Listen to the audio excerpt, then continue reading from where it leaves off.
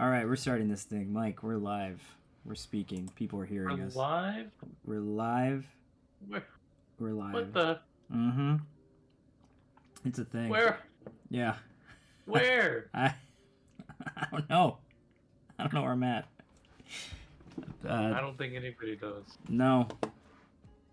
They don't. Nowhere to go. We got nowhere to go. And Nowhere to go. let's start every single podcast in just sheer confusion. What? Again? I don't. Fine. It's just that's life. That's life, right? Especially if nobody understands, that means you haven't reached your 30s yet.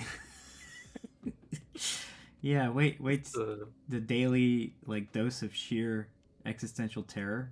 That's always you gotta fight it off okay, I gotta. In fact, you're probably happier if you have nowhere to go. It means you're so lost and just kind of in your own realm that you've just completely ignored the outside world.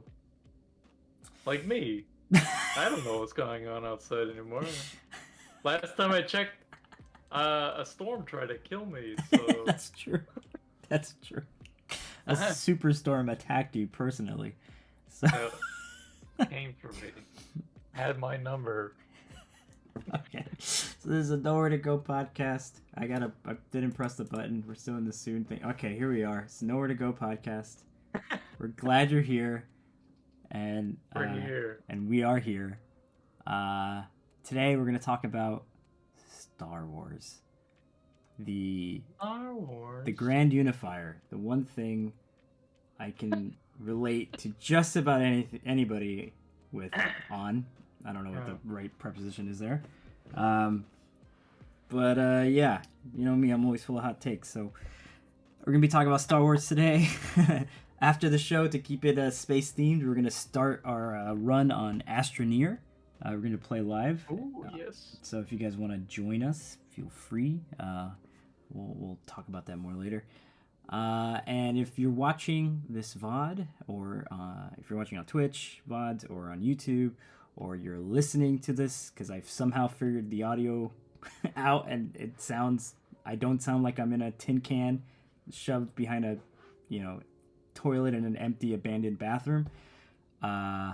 Make sure you press all those relevant buttons to follow and all that stuff, and support our ridiculous endeavor to just bring on public ridicule and criticism. Yeah. For profit? Yeah. I don't. Yeah. We want money out of this. I mean, I want something out of this. God, this isn't. Those are tough. Yeah, It ain't easy, and I don't do therapy for nothing. You know what I'm saying? I'm exactly. putting my soul out there. This is rough. If you're watching live, remember we've got a channel point. You guys can ask questions we can answer later. I'll be trying to put up some polls while we're chatting.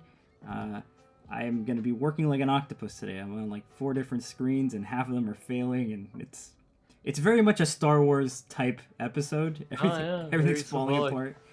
Yeah. Very symbolic. Very symbolic, yeah. My life. The beginning will be the best part, and then we'll get into some weird things when we have to backtrack about things we forgot. Yes. And then we'll just have to we have to continue the show, and then it'll just be a train wreck. It's not gonna make any narrative sense. It's just gonna be that's how we get to nowhere, because it's just we have to connect tissue that doesn't really need to connect, or just be slap it together. Yeah. We have to reference things unnecessarily. Yeah. By the way, I'm Oliver. We didn't even introduce ourselves. I'm Oliver. That other. I'm Mike. That's the other head. Yeah, me. Yeah. We need to update these drawings, because I am 100% not wearing shorts. It is fucking freezing. Yeah, we'll get the full coverage going. Don't worry. Also, I think your head's a little too big. Well, sir, you're not the first person to tell me that. You want me to see? I have a white outline. And you want me to make my? Okay, all right. We're gonna do this live. We'll do it live. Watch the editing process magic. What is that? Hold on. Now you guys get to see my mania live, where I'm like, hold on, it's gotta be. He's doing this in real life. His head is doing this. Yeah, that's why it hurts so much. I'm gonna become an infant if I go any smaller. Like, I think it's good enough. I think that, yeah. All right, I'm seeing pulling the cord on this live stuff. This is not gonna play well on the audio. Nope. Anyways, so yeah, real quick community housekeeping. Join our Discord if you haven't done that. All that stuff is somewhere. But also big shout out to V-Star for showing up all the time and playing games with us. He might be joining us later for Astroneer.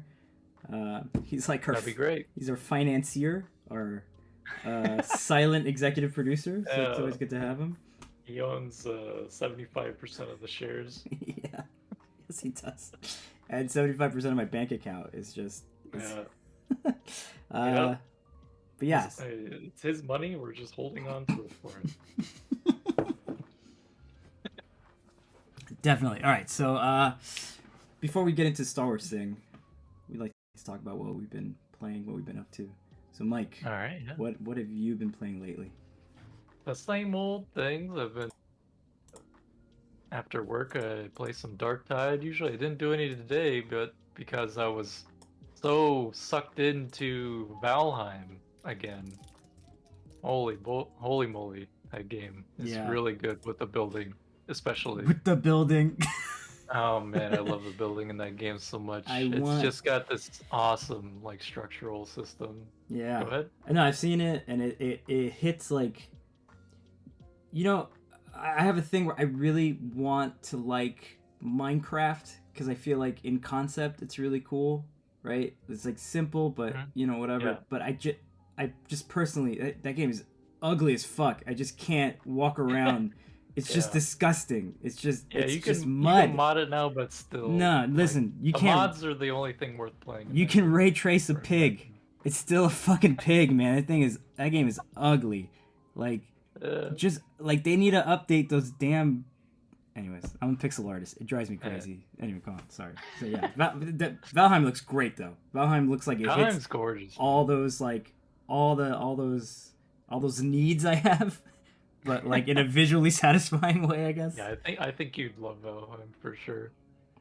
I've definitely spent a lot of time in that game, and most of it is just building because the system that they let you play around with is they have a freeform way of doing it, but also pieces snap together. Yes. And they have rotation axes to them that are very, very detailed as far as like how much you can change the axes on something, usually on a pivot or swivel, and you can just like basically like you have to plan around how your building is going to be roofed because there's a rain system in the game where if your building is made out of wood, which that's how everyone starts, it's by chopping down trees and building their buildings out of wood. But if you have a building exposed to the elements with no roof over top of it, it'll slowly degrade the building inside. So you have to think about roofing, and like for huge structures, going up and up is harder in the beginning because the structural limitations are greater with the weaker materials like wood. So I sent you a picture earlier of something I built. Like something like that is actually extremely difficult to build with just wood, and I managed to do it, and I feel amazing after doing it. I feel it's just like incredible. it's like a in-depth puzzle game of just like, okay, I have a picture of like this guy, a friend was playing with. We're playing on Buddy's server, and it's just a bunch of us all together in a community or helping each other out. And he's like, all right, I want to build something. What do you want to build? Like, okay, and he sent me a picture of basically a Viking castle.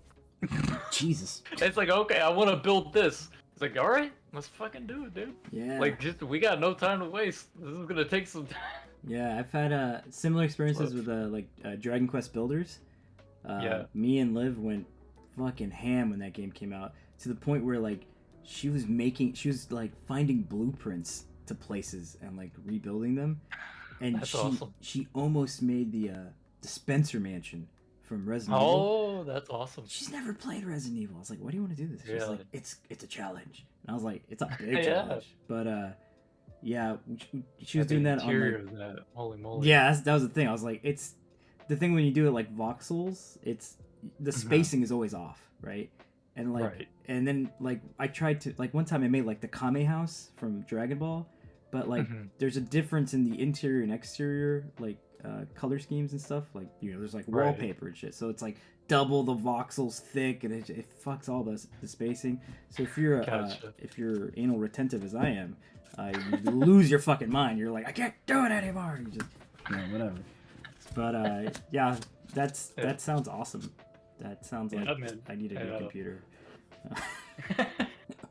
Get No, on, no, get I on love the this PC computer. life, man. Please keep loving me. Love me back. You're all I have. Yeah, Cool. but Valheim is fantastic. I Yeah. love that game. Dope. What about you? What have you been playing? I've been messing around with well, I've been playing a lot of Star Wars games to get prepared for this, so we can talk about that later. But I played through Inmost the other day, which is like it's published by Chucklefish. They made Yep. a big publisher for like indie games. Yep. Really, Stardew Valley. yeah, Stardew Valley, Wargroove. They just published Eastward, which I haven't played yet. I'd like to. Oh, I do want to play that one. That one looks cool. Yeah, it looks like it gives me like like a more cheerful Last of Us. But Maybe. It might maybe I don't even really know what it's about, but the visuals are enough to like grab me, and I'm like, it seems so narrative focused. I'm like, if you can grab me without telling me what it's about, then I just want to go. Yeah, blind. exactly. I get you totally. Yeah, but Inmost is Apple Arcade. It's on Apple Arcade, and I have that, so I'm just like going through all these games, and boy, that game is dark as shit. It is. Which one? Inmost. It's Inmost, right? yeah, Okay. it's pretty depressing.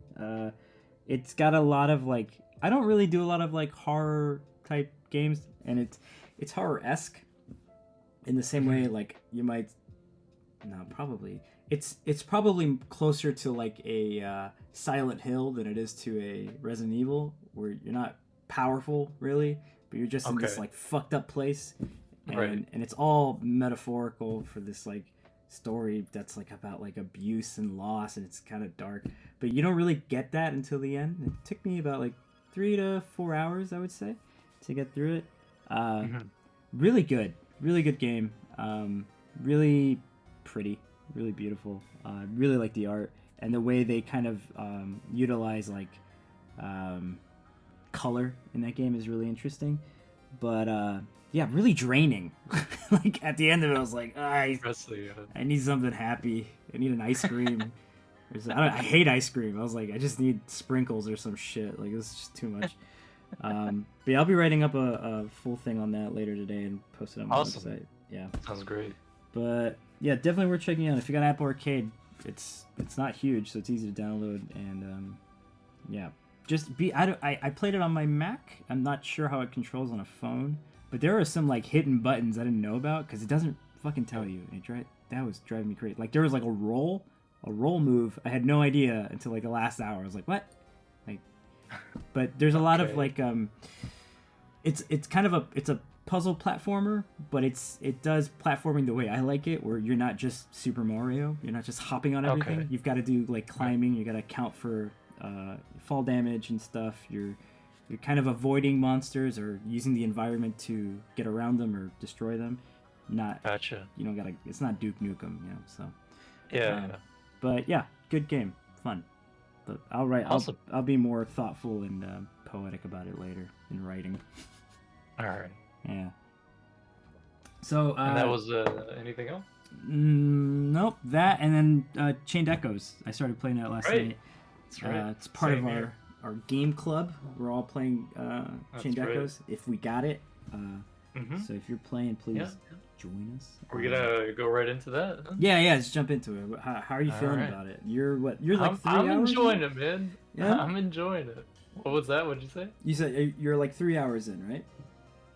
2 to 3 hours. I'm not sure because I streamed it and I have 2 hours of footage, Mm. but the game file says 3 hours, Mm. so I don't know what happened there. But I played 2 hours for certain. But Okay. yeah, I'm really enjoying it. I love that intro a lot. Like Mm.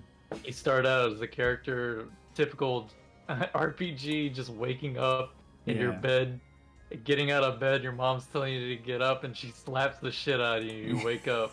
That was pretty awesome. Yeah, I really And the like that music too. just starts popping. The movement is so fast and snappy. Like it feels great. I absolutely love the game so far. I have crossed the past the what I'm assuming is the prologue. Mm. But it's setting up the plot now. I haven't. There's something foreboding about to happen for sure, and I haven't reached that point yet. Yeah. So, what are your thoughts? So far I'm cool with it. Yeah. Putting a little bit of your gameplay here. I'm trying to make it look better, but I don't, I don't think I can. Yeah, I'm liking it. I think it's visually it's really pretty. Yeah. It feels okay. So I have I have my biases. I do pixel art and I'm trying to like dev for Game Boy games. So I'm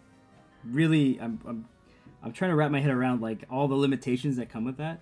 And when I see people doing like pixel art indie games on like Unity or something, and I'm just like, man, you get it all. Like, so jealous. Like you can do whatever the hell you. I'm like, I got like 4 frames for like a run. I'm like, god damn it. All right, how do I make this look like good? Like I have like my limitations are really tight. I get you. Yeah. But yeah, it looks great. I think so I'm about maybe an hour in, maybe Okay. maybe a little less. I just got into like the cave system where I was like looking for thieves. Okay, so you're playing as Lene, I think her Yeah. name is pronounced. I just call it Lene and, Lenny. What's up, Lenny? Yeah, Lenny. Lenny. Yeah, and it's what can I say? I mean, it looks good. I do some highlights for me is that like I know people really don't like random battles. I don't really care for that. Like it doesn't bother me as long as like the combat is interesting.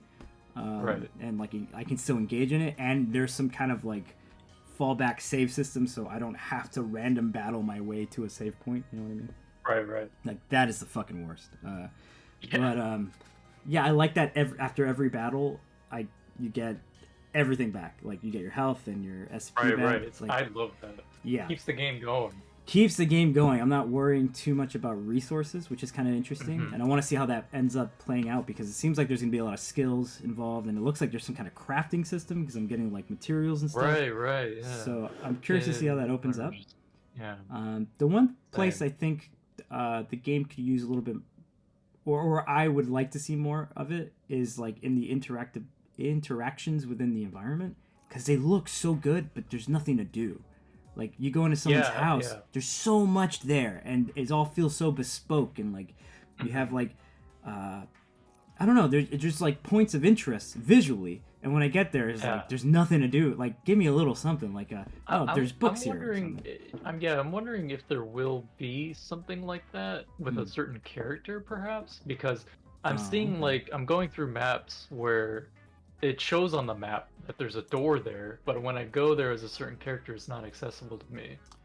So I don't know if like they're going to be reusing these areas often enough to where a character will be more interactive with it. Right. I see what you mean. Yeah. Like, yeah. Hopefully there's something like that. That'd be really cool. Yeah, I hope so too. But because I agree. Right there's like the game is very much pointing back to like 16-bit RPGs, right?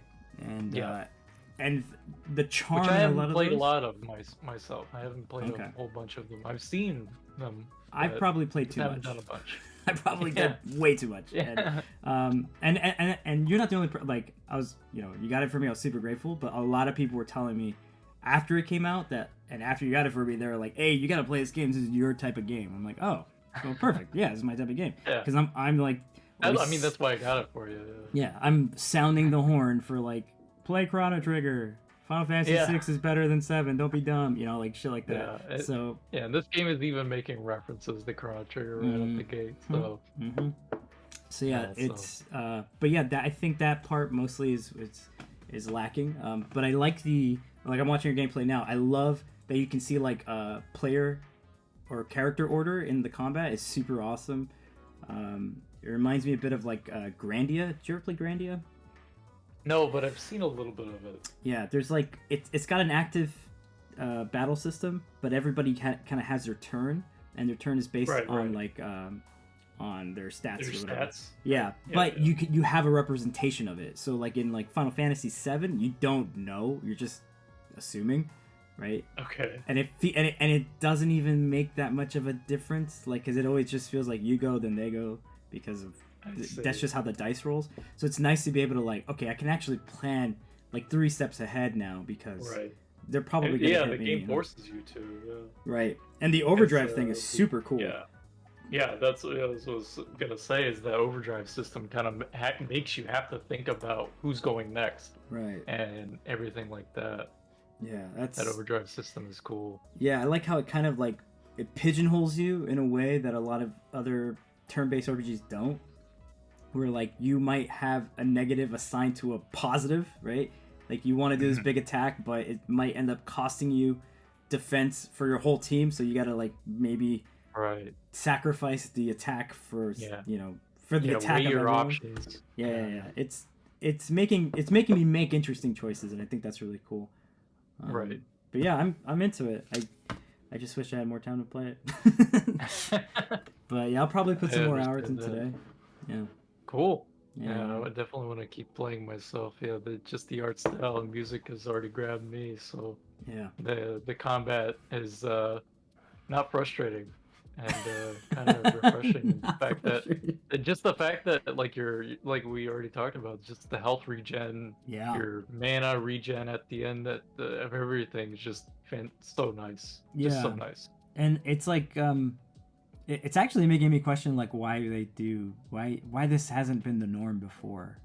Like what is the value in like making you? And I guess it adds value to your items, and it gives you something to care about. Like it's almost like it's like scaffolding. It's like you have to care about your items, which means you have to care about your money and how you use your money, and then you also have to care about exploration because there's a good chance you'll find free items. So it's a lot of incentives all built in. But yeah, I think fuck that. I'd rather just be. I'm gonna say like I bet you this game with just how they do the system, we're not gonna worry as much about hoarding items. Right. And I think just the system before is just like, oh, I might need this, so you just keep collecting more and more, and it's like. The game's almost over here, man. Yeah. I don't think you need 99 healing potions anymore. Do you ever, that kind of shit. Like, you ever like count the amount of like items you have at the end of an RPG, and you're just like, why the fuck did I hold on? I could have used all of this. So much. Yeah, it's annoying, right? But I guess that's life, right? You're always gonna end up with more blah blah blah blah. Anyways, yeah, Chained Echoes, good game so far. Fun. Yeah. So, yeah, we'll keep playing that. Yes, we will. All right, cool. You want to jump into it? You want to get into the let's the get into the main gritty topic. Yes. All right, Star Wars, Mike. Wait, we should have wrote an opening crawl for this. I literally just thought of that. Yeah, what a missed opportunity. I just thought of May the 4th. We will do a show. Do we have to? Hold on, wait. I mean, we got enough time. Maybe you'll have seen Andor by then. Okay, here you go. This is you jumped right into the negative. I was giving you all the leeway to tell us how much you love this shit, and you start with May the 4th. Fucking flip a table, dude. Hey, man. Bullshit. Just get looked for. Alright. Okay, yeah. May the 5th. Whatever. Damn. Made the Sith. Opening crawl. So just imagine we wrote a really cool and clever and funny opening crawl. Yeah, keep it in your mind and in your hearts. Yeah, just imagine Yep, just imagine with us, and we're there, and all right. All right, here we are. Oh, the camera pans down, and here we are, just in the middle of fucking nowhere. Yep, star wipe, Yep, another star wipe. I can do the wipes. Hold on, let's just go More to wipe. starting soon. It wipes. Oh, but you can't tell because it's a black background. Fuck, it wipes. Shit. I promise.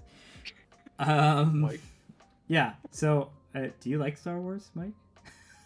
I like Star Wars Yeah. for the most part, Yeah. begrudgingly at these Right. days, but Begrudgingly, I feel like. Yeah. yeah. Disney has hired some interesting people, but they've sure have made some foibles. Well, foibles. Foibles. I'll just leave it at that. Yeah, I feel like.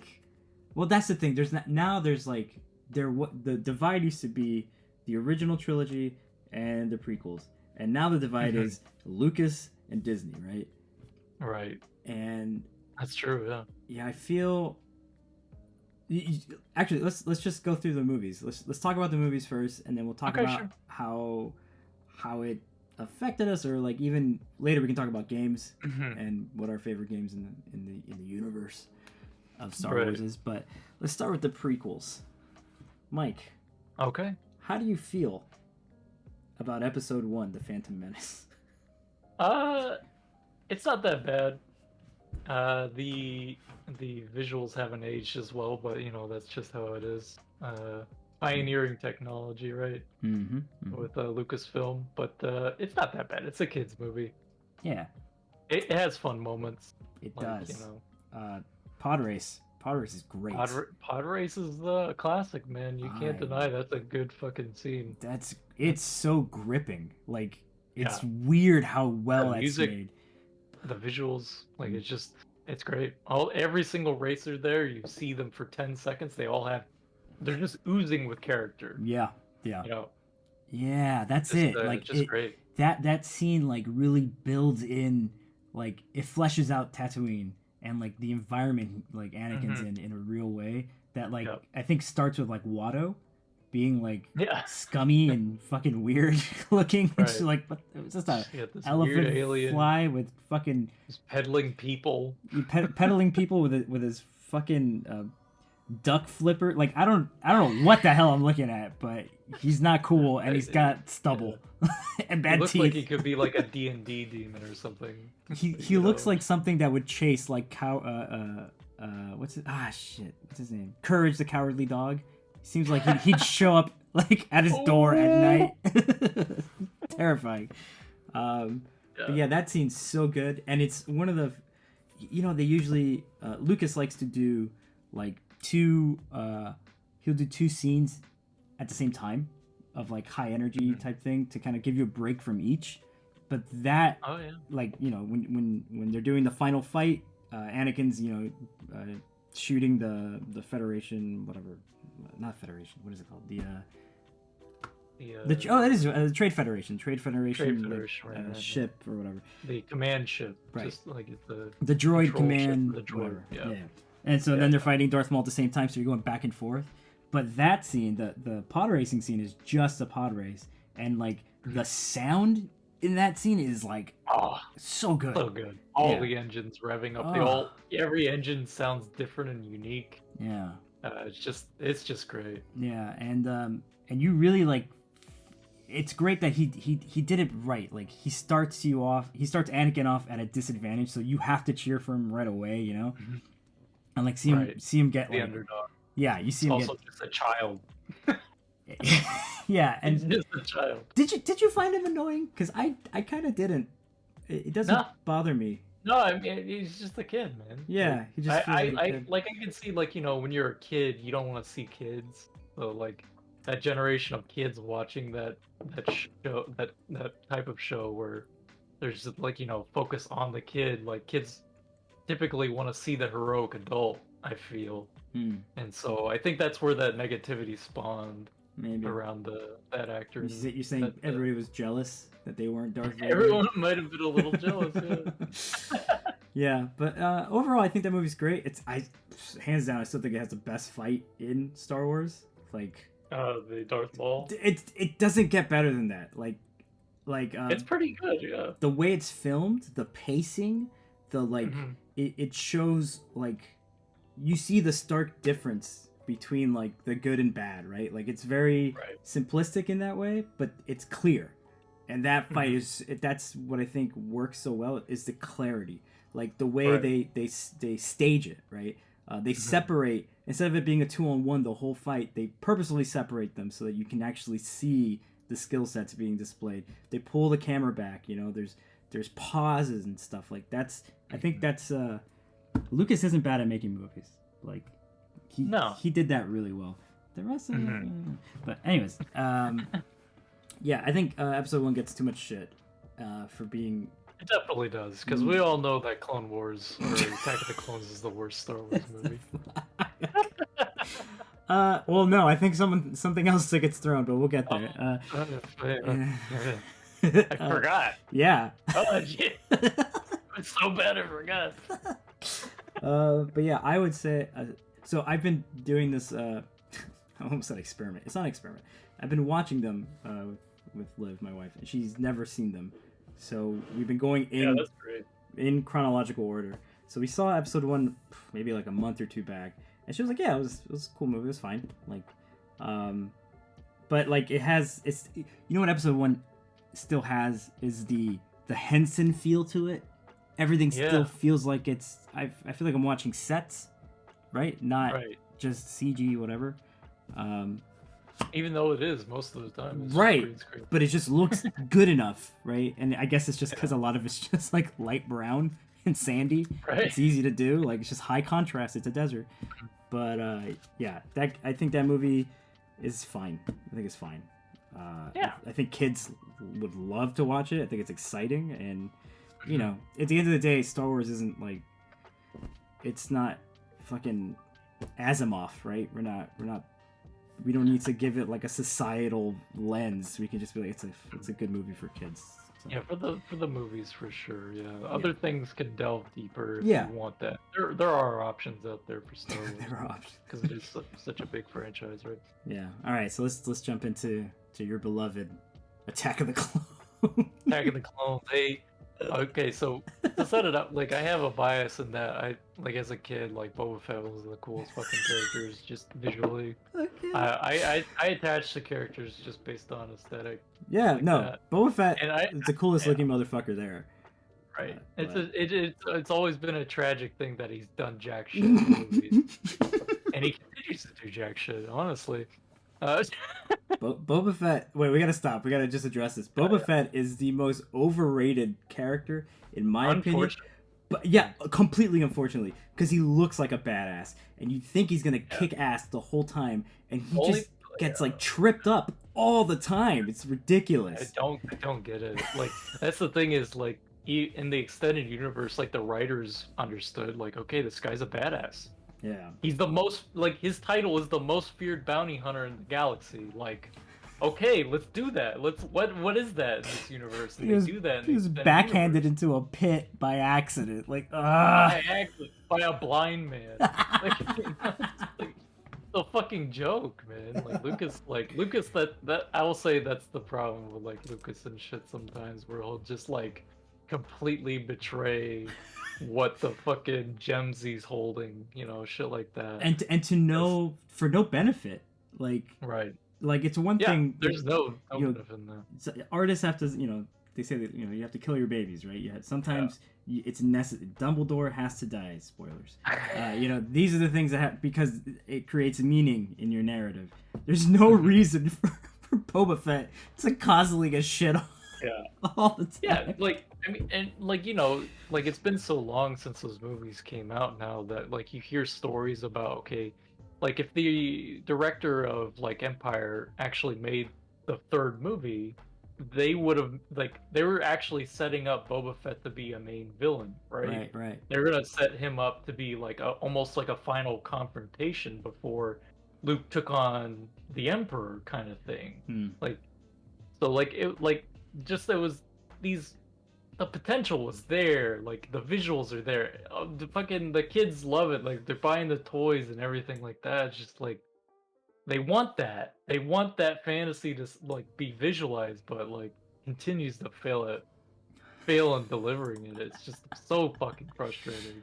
Yeah, I mean, the latest iteration, we'll get to that, isn't his fault No, necessarily, but it's just so sad. every It's just just sad. every opportunity, it's just like, when is he Yeah. gonna be cool? Come Please. on, he's got the Like they coolest show like helmet. you've seen season 2 of The Mandalorian, right? Yeah, yeah, yeah. He has a great scene at that. It's Mm-hmm. so great. Like, you get an actual like Boba Fett scene. He shows up in the Slave One, which Yeah. thanks to Disney is not called the Slave One anymore. It's What? just Boba Fett's gunship. Yep. We can't What? use the word slave in Disney, I guess. Oh, I don't it's that seems a just little silly, it's a mess. considering the main character of the story was a slave. He's a Yeah. yeah. Anakin was a slave. Yeah, exactly. Yeah. But I we guess already know he's they don't not give a shit about him anyway. Anyways, go on. Yeah, yeah. So, yeah. Mandalorian season 2 had a fantastic Boba Fett scene, and then his show was just such a flub. Like it had some neat things going for it. Like yeah, Boba Fett rode a Rancor. Yeah. Uh, I think they set up like they had these the Jabba twins, Mm. and like they set up these interesting characters, but then halfway through the season they're like, all right, we're leaving. Bye. Yeah. They just And then, dipped. and then Boba Fett was also alright. Leaving by the Mandalorian's here now to show 2 episodes. I was watching this. I was like, I love that the Mandalorian is here. These episodes are fantastic, but I'm pissed off that this is the Boba Fett show. Like I'm mad that the Mandalorian's getting better screen time than Boba Fett 'Cause when they specifically made a show for this character that people want to see and do things, but he doesn't do anything. Like, it's just frustrating as a fan. We'll get to that. We'll get to Yeah, that. yeah, yeah. We're So, Attack of the completely derailed Clones. immediately. Yes, you're upset Yeah, about Django yeah. and Boba. Jango Fett, they do some cool stuff in Attack of the Clones. Like he has a good fight scene with Obi-Wan. I think that's probably one of the best scenes in that whole movie. Oh my god, Michael, that is the worst fucking scene in that movie. A fight between Obi-Wan Oh, and it's Kamino? so bad. We gotta watch it. We gotta watch it at some point and go over it. We're gonna go line by line. That fight scene, it makes no. There are things that happen that just make no sense. For example, the one thing that drove me really crazy was at the end of the fight, Obi-Wan like climbs up because every Jedi has a grappling hook for whatever reason, Right, and he gets back up there. He sees this ship taking off. He turns on his lightsaber. He watches him leave, and he just turns it back off. And I was like, Really? what the fuck were you gonna do, dude? Like, there's so many weird, like, things just don't make sense. Or Obi-Wan gets a rocket, like, launched at him, and he's fine. He just rolls it off. Like, it's like, what? Yeah. He also doesn't he deflect like a turbo laser? Yes, from the ship. It doesn't fucking make sense. It's a bit much. A little bit. A bit much. Yeah. Django was all right, but no, that fight was weird. I think Tamara Morrison's a fantastic pick for that character. Yeah. And Boba Fett, right? Because there's a clone, but that movie is just weird and has very creepy moments with a young adult Anakin. Can we talk about that? I think that's that's kind of the most important thing. So watching it with my wife, she's like, I'm like, does Anakin feel like a little rapey here? Like, does it feel a little weird? She's like, absolutely. He's giving all the wrong signals. Like, and like from Super red flags. Dude, from the beginning, even like Padme's like, don't. She literally says, "Don't look at me like that." 5 minutes later, they're kissing at the lake, and I'm like, he didn't change. Like, he got worse. Yeah. He started inappropriately, like, touching you. Like, it's just really, I don't know. I can't blame, the actors, because I'm sure that's just, they're just doing what they need to do. But it's just not, in any adult way, that's just not believable. Like, it's just so off-putting. him. It definitely, yeah.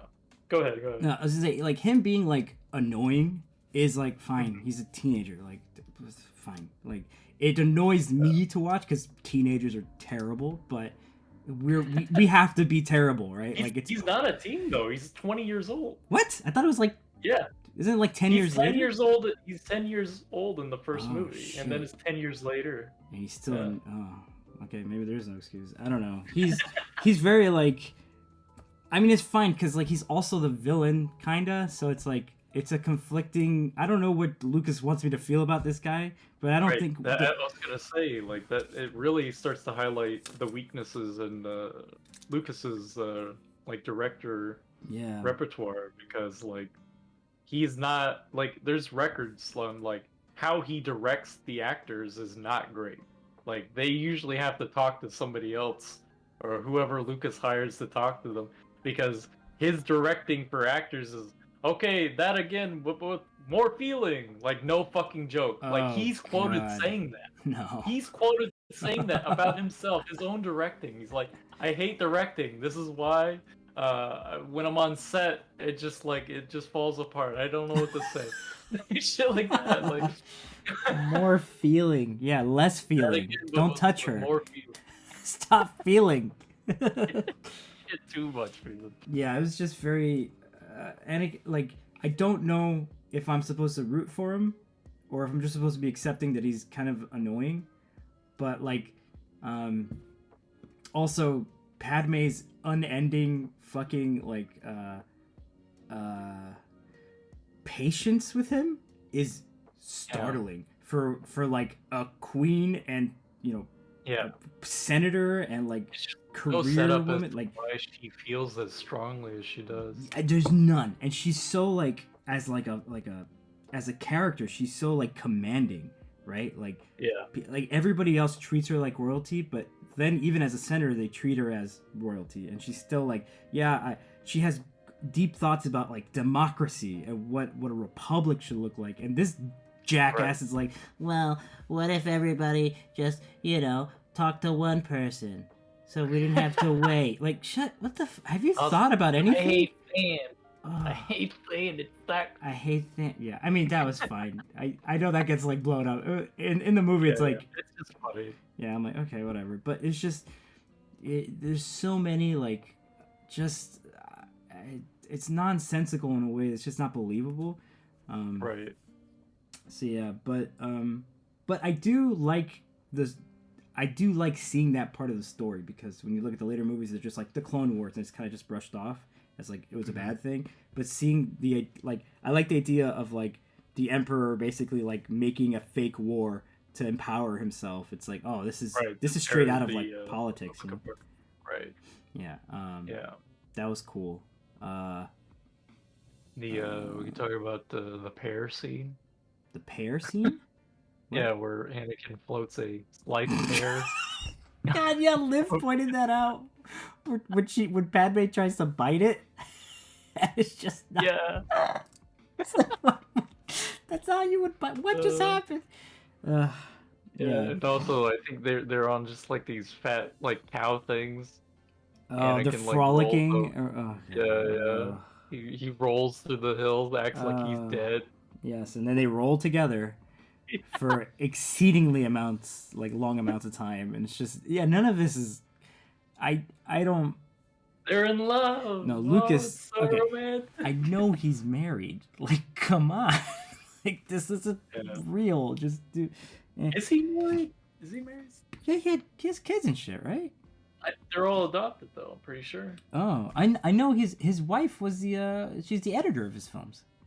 Oh, really? I'm pretty sure she edited like the first 3, I believe. Okay. Yeah. That's pretty. But I don't. Yeah, I don't know, man.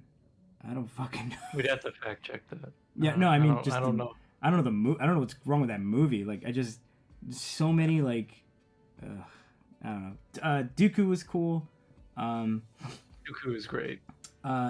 When Liv watched Christopher Lee. Yeah, Christopher Lee. Yeah.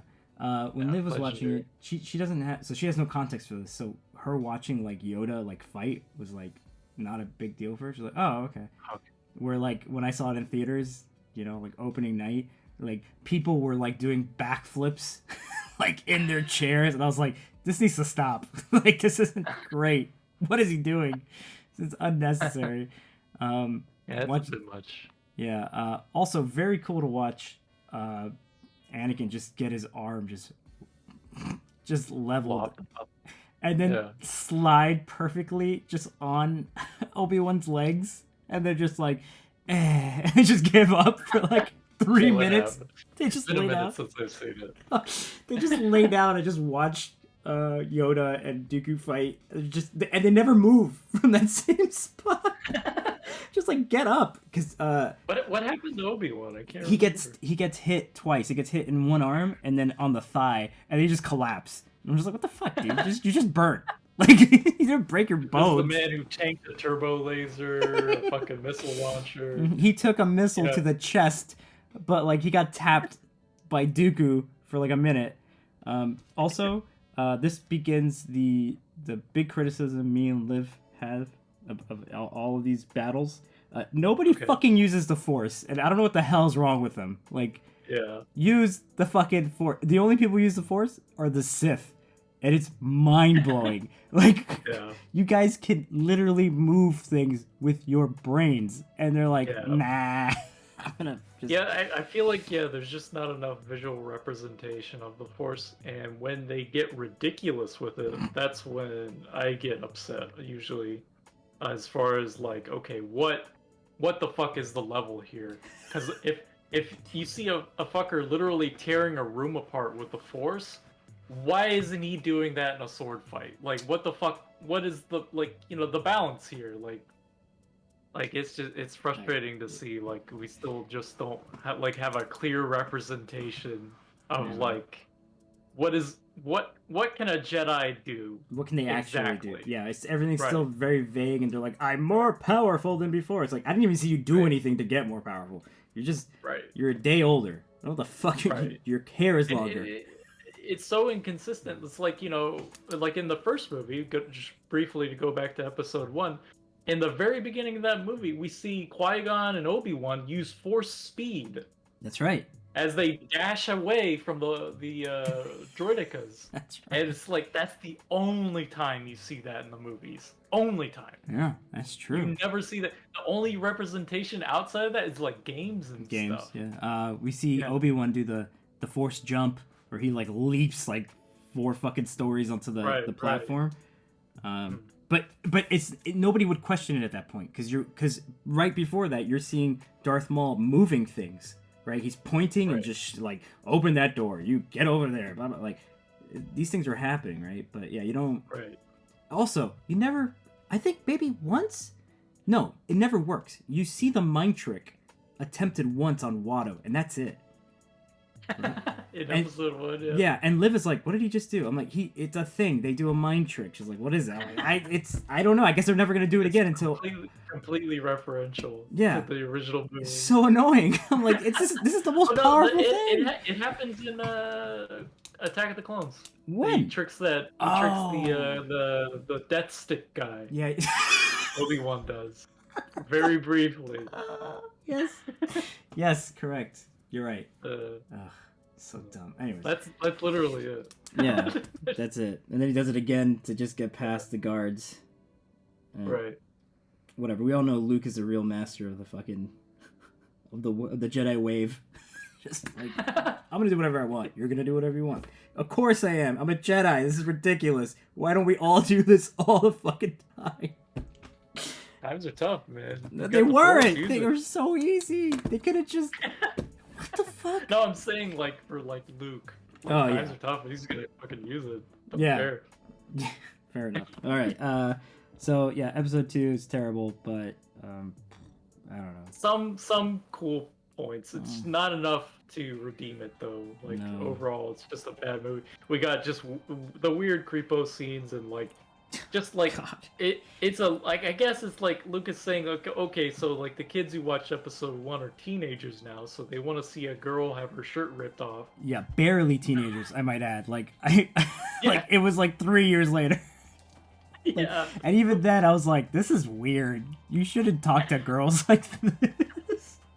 Don't talk to girls like that. Don't fucking like Caress her justify like back. ripping off her clothes in front of everybody. It's just not that kind of movie, man. Yeah, and then when they roll into the arena and she just looks at him, she's like, "I'm deeply in love with you." I'm like, "What? Why? What the fuck?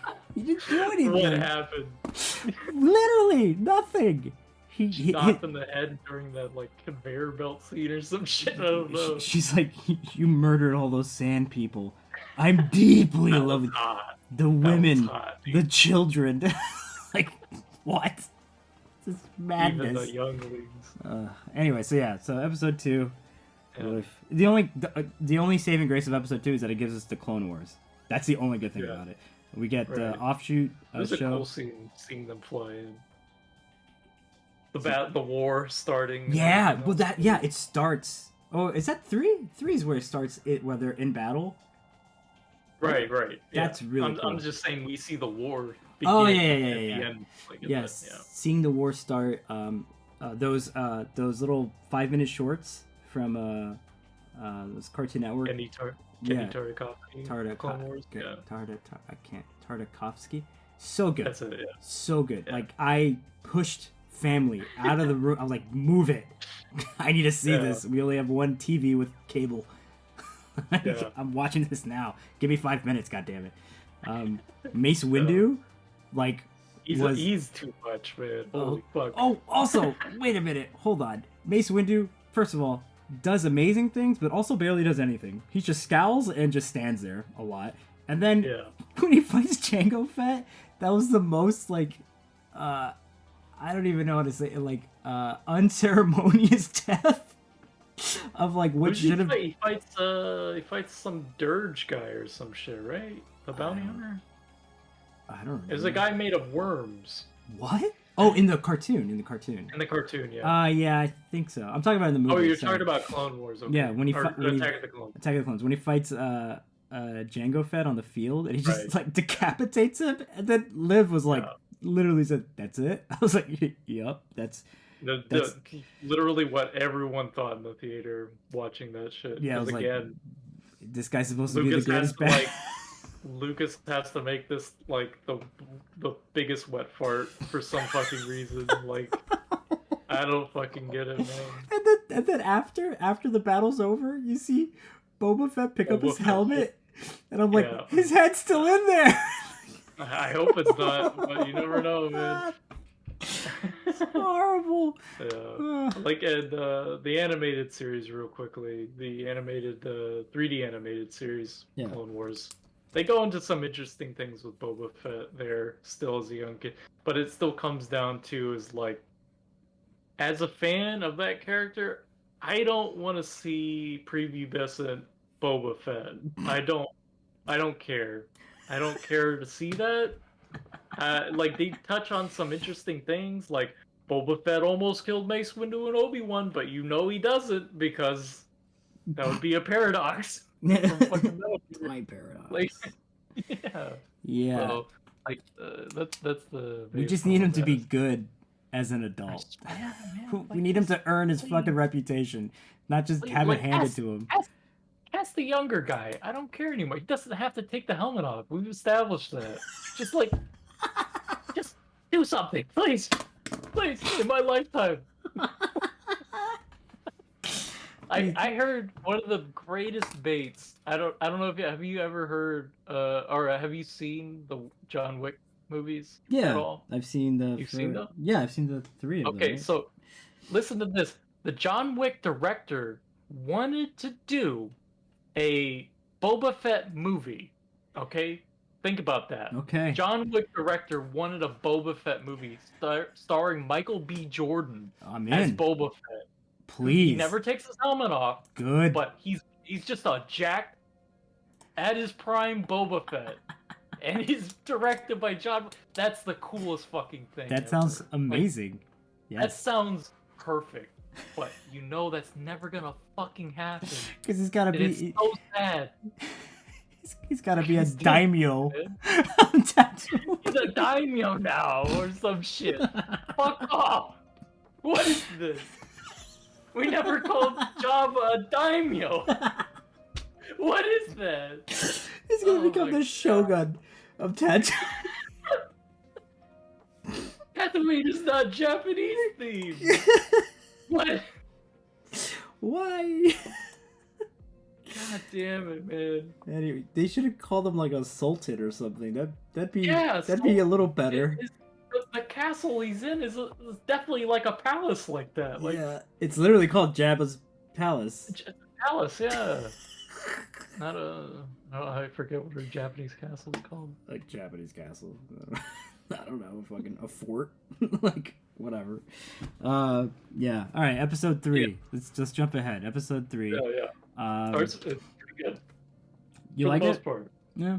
For the most part, yeah. I think it solidifies, like, like the battle scenes are fantastic. Like, it starts super strong. Like, just It starts really good. That like it's so exciting to see them just like flying in. You're like, oh, this is great. Like we see brand new ships that we've never seen before. Like, Yep. these are the advanced like Jedi starfighters. Right. These giant battleships are literally broadside battling each other. Right. Like they're So fucking good. pirate ships.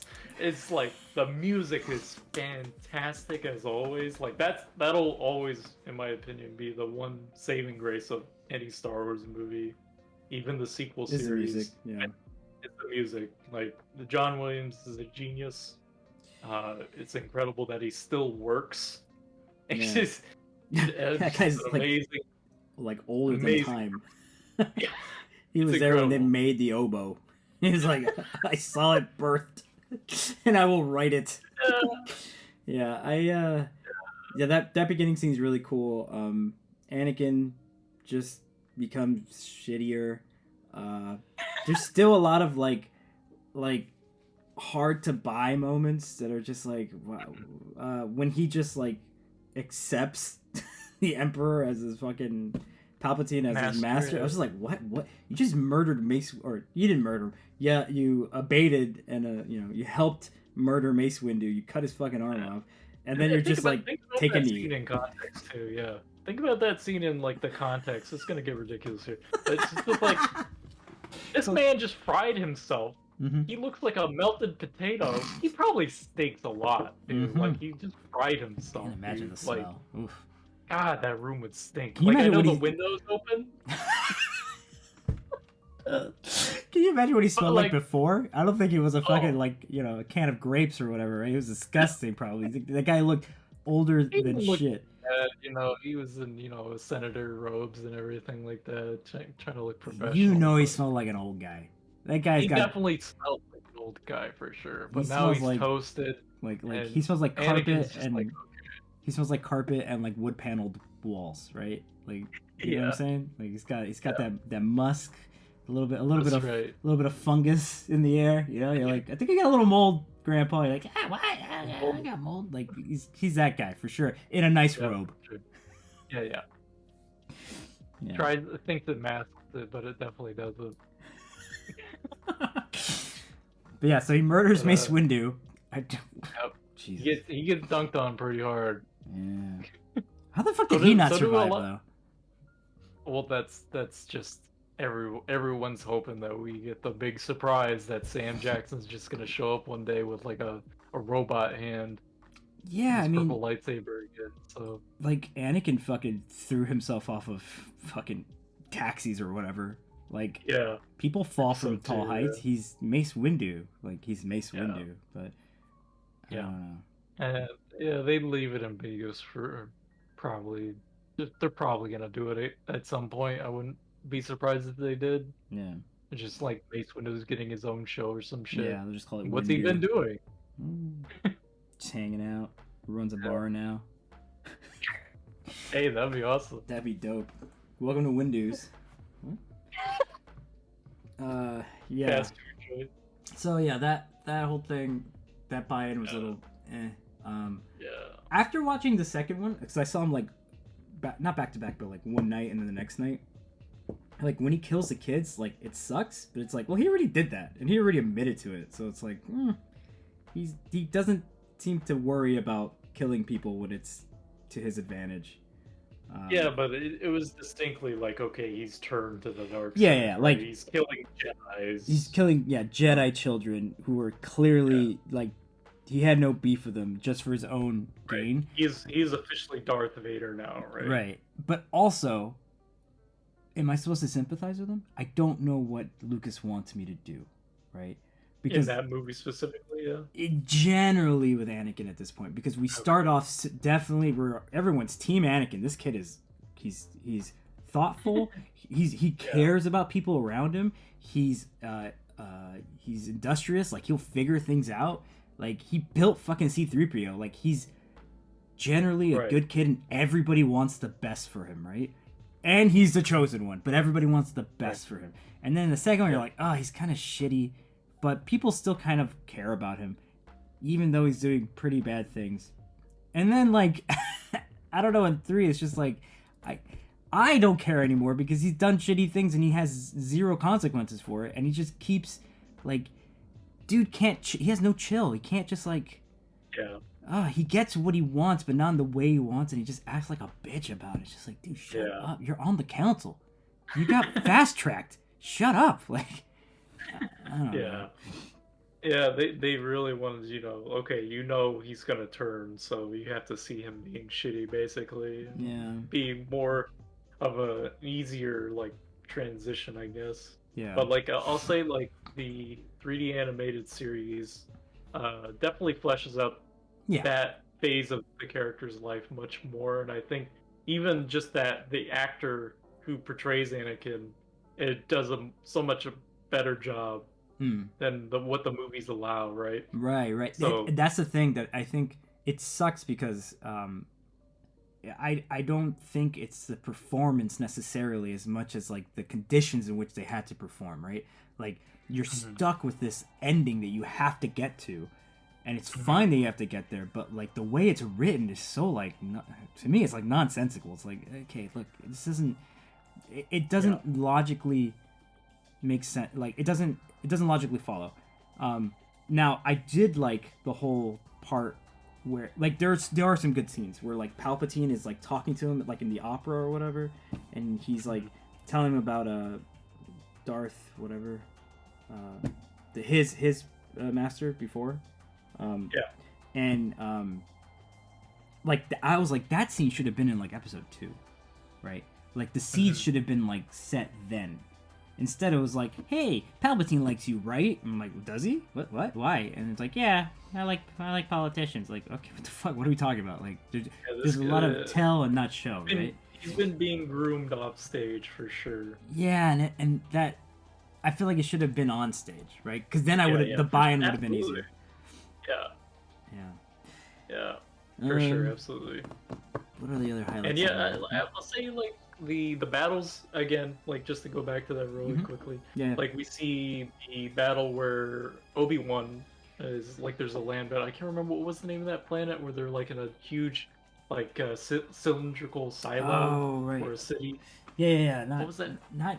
Is it Geonosis? No, no, Geonosis is It's the the second one movie, from right? two. I know what you're talking Yeah. about. Yeah, it looks like an inverted like hive, essentially, right? Right, right. But they have that That really scene, the annoying. scenes in there are fantastic. Yeah, That's where Obi-Wan fights Grievous. right. Yeah. Liv kept asking me like, "What the hell is he?" Like Grievous. I'm like, he's like a cyborg. I think he's like an alien, Yeah, but a droid. he's Kind of. a, She was organic like, being with a full cybernetic shell. she was like, "Why does he keep coughing?" And I'm like, "I don't really know." And they never explain it. The Gendy Tartakovsky fucking cartoon explained why he coughs all the time. What? Was he It's because damaged? Mace Windu force crushed. Oh, that's right. crushed Crushed his chest. That's Yeah. right. and he starts coughing. I forgot about that. Yeah. Well, they don't explain it in the movie, so he just looks They like a definitely don't. geriatric fucking droid. Yeah. he's, Yeah. he's hunched You're just over. like, okay, this guy's like dying. I guess I don't know. I'm like, I think he's Yeah. sick, guys. I don't know. Should you fight him? Is this ethical? Yeah. And when we pulled out the four arms, that was pretty dope. Yeah, he starts crawling around too. Yeah, he starts That moving was all neat. weird. I was like, oh, this is wild. Yeah. And I'll say, like, just a real quick reference to the second movie.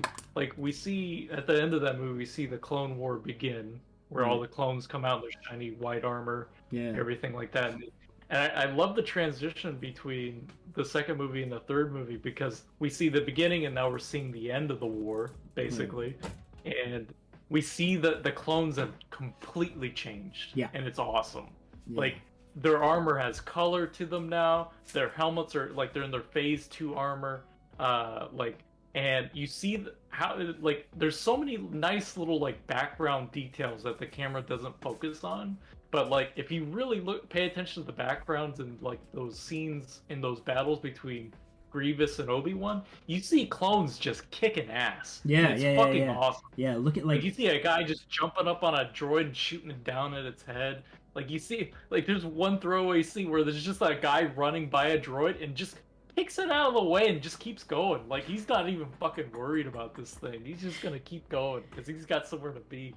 yeah. It's just so cool. I love those little things like that. Yeah. All those like off focus fighting looks Yeah. awesome. Yeah. And like It's great. and I like the transition where they're very much like he's Commander Kenobi, right? Or General Kenobi. Sorry. Right. He's General Kenobi. General Like it's Kenobi, not and it's a callback to Leia actually.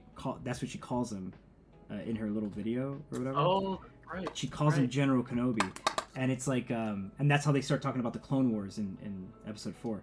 But like yeah, you can feel the change, right, with the characters. You can Right. feel that there's an experience here, that this is just what they're kind of used to it already, right? It's not shocking anymore. It's just like, oh, this is what we're doing, and we're trying to end it, and I think it's really cool. One thing I do have to say, this is so fucking annoying, is those stupid ass Trade Federation rubber masks and their ridiculously dumb Japanese accents. I can't deal with it. Harsh. I forgot that they just don't go away. Oh, They're just first there. The movie's whole worse. The first movie's Yeah, horrible. Horrible. So bad with that, yeah. But yeah, like I was just like, can we just get them off screen already? Like, is it necessary? Shit. Then Anakin murders them. Murders So- them. Yeah. I mean, that's what he's there for. It was also like kind of sad when you see like everybody kind of, not when you see them die or you see the Jedis get betrayed, but it's sad when you watch Yoda deal with it, and like you can kind of feel it. It's like, oh my god, like he's in pain, right? Right. And then Order 66 is really well done. yeah, and then when he's talking to like Obi-Wan about it, and you see Obi-Wan's reaction, like what? Like everybody, like what? And having those interactions between the two of them, I thought was really like, it felt really personal, and that's something you don't get in Star Wars. Star Wars is very like macro, and I was like, that's really good. Right. And it makes him, and when he tells you gotta go find Anakin, it makes everything like they did a good job of like zooming in, right? Like this is the end of it all, and it's got to be down to him. Like it's really Everything just led this up guy. to that, right. Yeah. I thought the last fight was fine. I remember in the theater I was like, this is stupid with the Emperor, with Palpatine and Yoda fighting. Yoda. But watching it just the other day, I was like, it's not that bad. It's fine. I think Yeah, it's not that bad. it's whatever. I just didn't. I used to really not like Yoda hopping around because I fucking love Puppet Yoda. Puppet, yeah. and Puppet just- will still be the best for sure. Yeah, and I was just like, this is goofy. But I think it was fine. But yeah, the last fight with Obi-Wan and Anakin, that was fine. I used to shit on that a lot too, but watching it, I was like, Right, no, it right. was okay. It was fine. I feel like the choreography was a little too close sometimes. Not too close. I'm sorry, the cinematography was too close. Like the camera was just like up in their face. They're fighting like with their elbows almost when they're like with their lightsabers and stuff. Right. And that's what I mean about like compared to like episode 1 where everything's well paced. This felt very like claustrophobic and sometimes. I get what you're saying. Yeah, for sure. Yeah, and it was just really sad. It was like sad to see him like when he chokes out Padme, and it's like, Yeah, what it's tragic. Yeah, it's Yeah. really like, what the hell happened? And I think it's not it's well done, but not because of Anakin, because of everybody else around him. Like everybody else around treats the moment like it's a moment where he's just being a brat. It's just like, ugh, just What? like I'm just over Anakin. Like at that point, like he's angry and he's just like, I'm trying to save everybody, and it's like, ugh, just stop. Like he's just so. You Ugh. turned her against me. Yeah, you're yeah. The whole world's against him. It's just like I'm tired of you. Like, let's just get on. It did coin the. I think it's still like I still hear it to this day. It's just like anytime anyone mentions the word absolute or absolutes, like it's just like, oh, there must be a Sith. It's just like only a Sith that deals in absolutes. Only absolute power.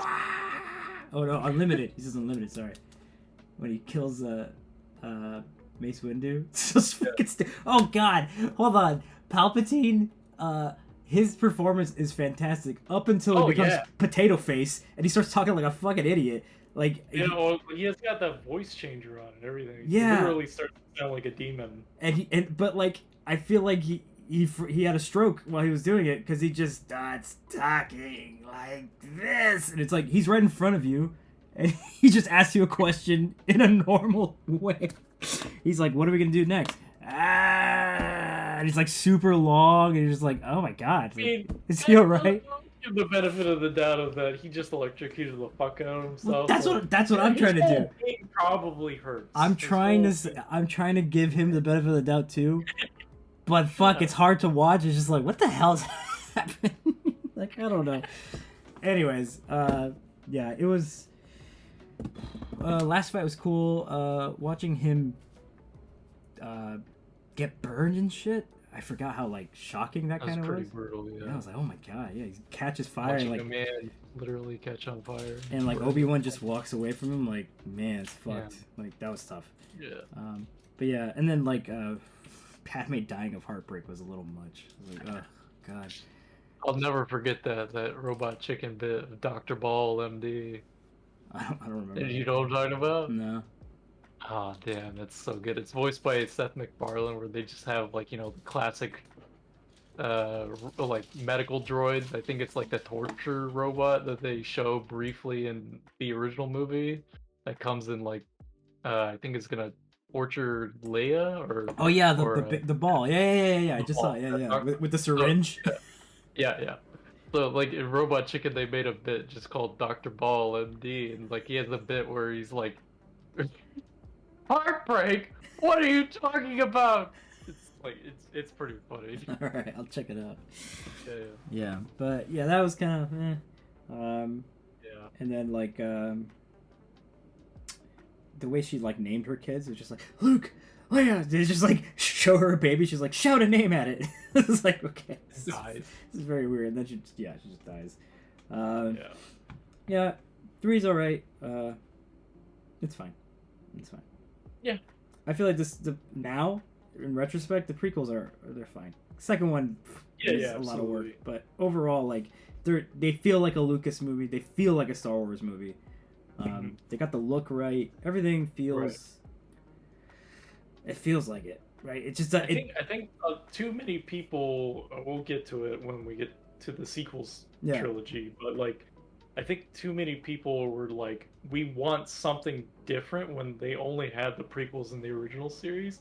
And going back after watching the sequel, it like the prequels are Star Wars as hell, man. Yep. Like, that is Star Wars, you know? Like, so it's just a shame. Yeah, we'll get to the shame. Yeah. All right, let's jump to the original trilogy. I think I don't really have too much to say, honestly. I think we could probably get through them pretty quick because they're good.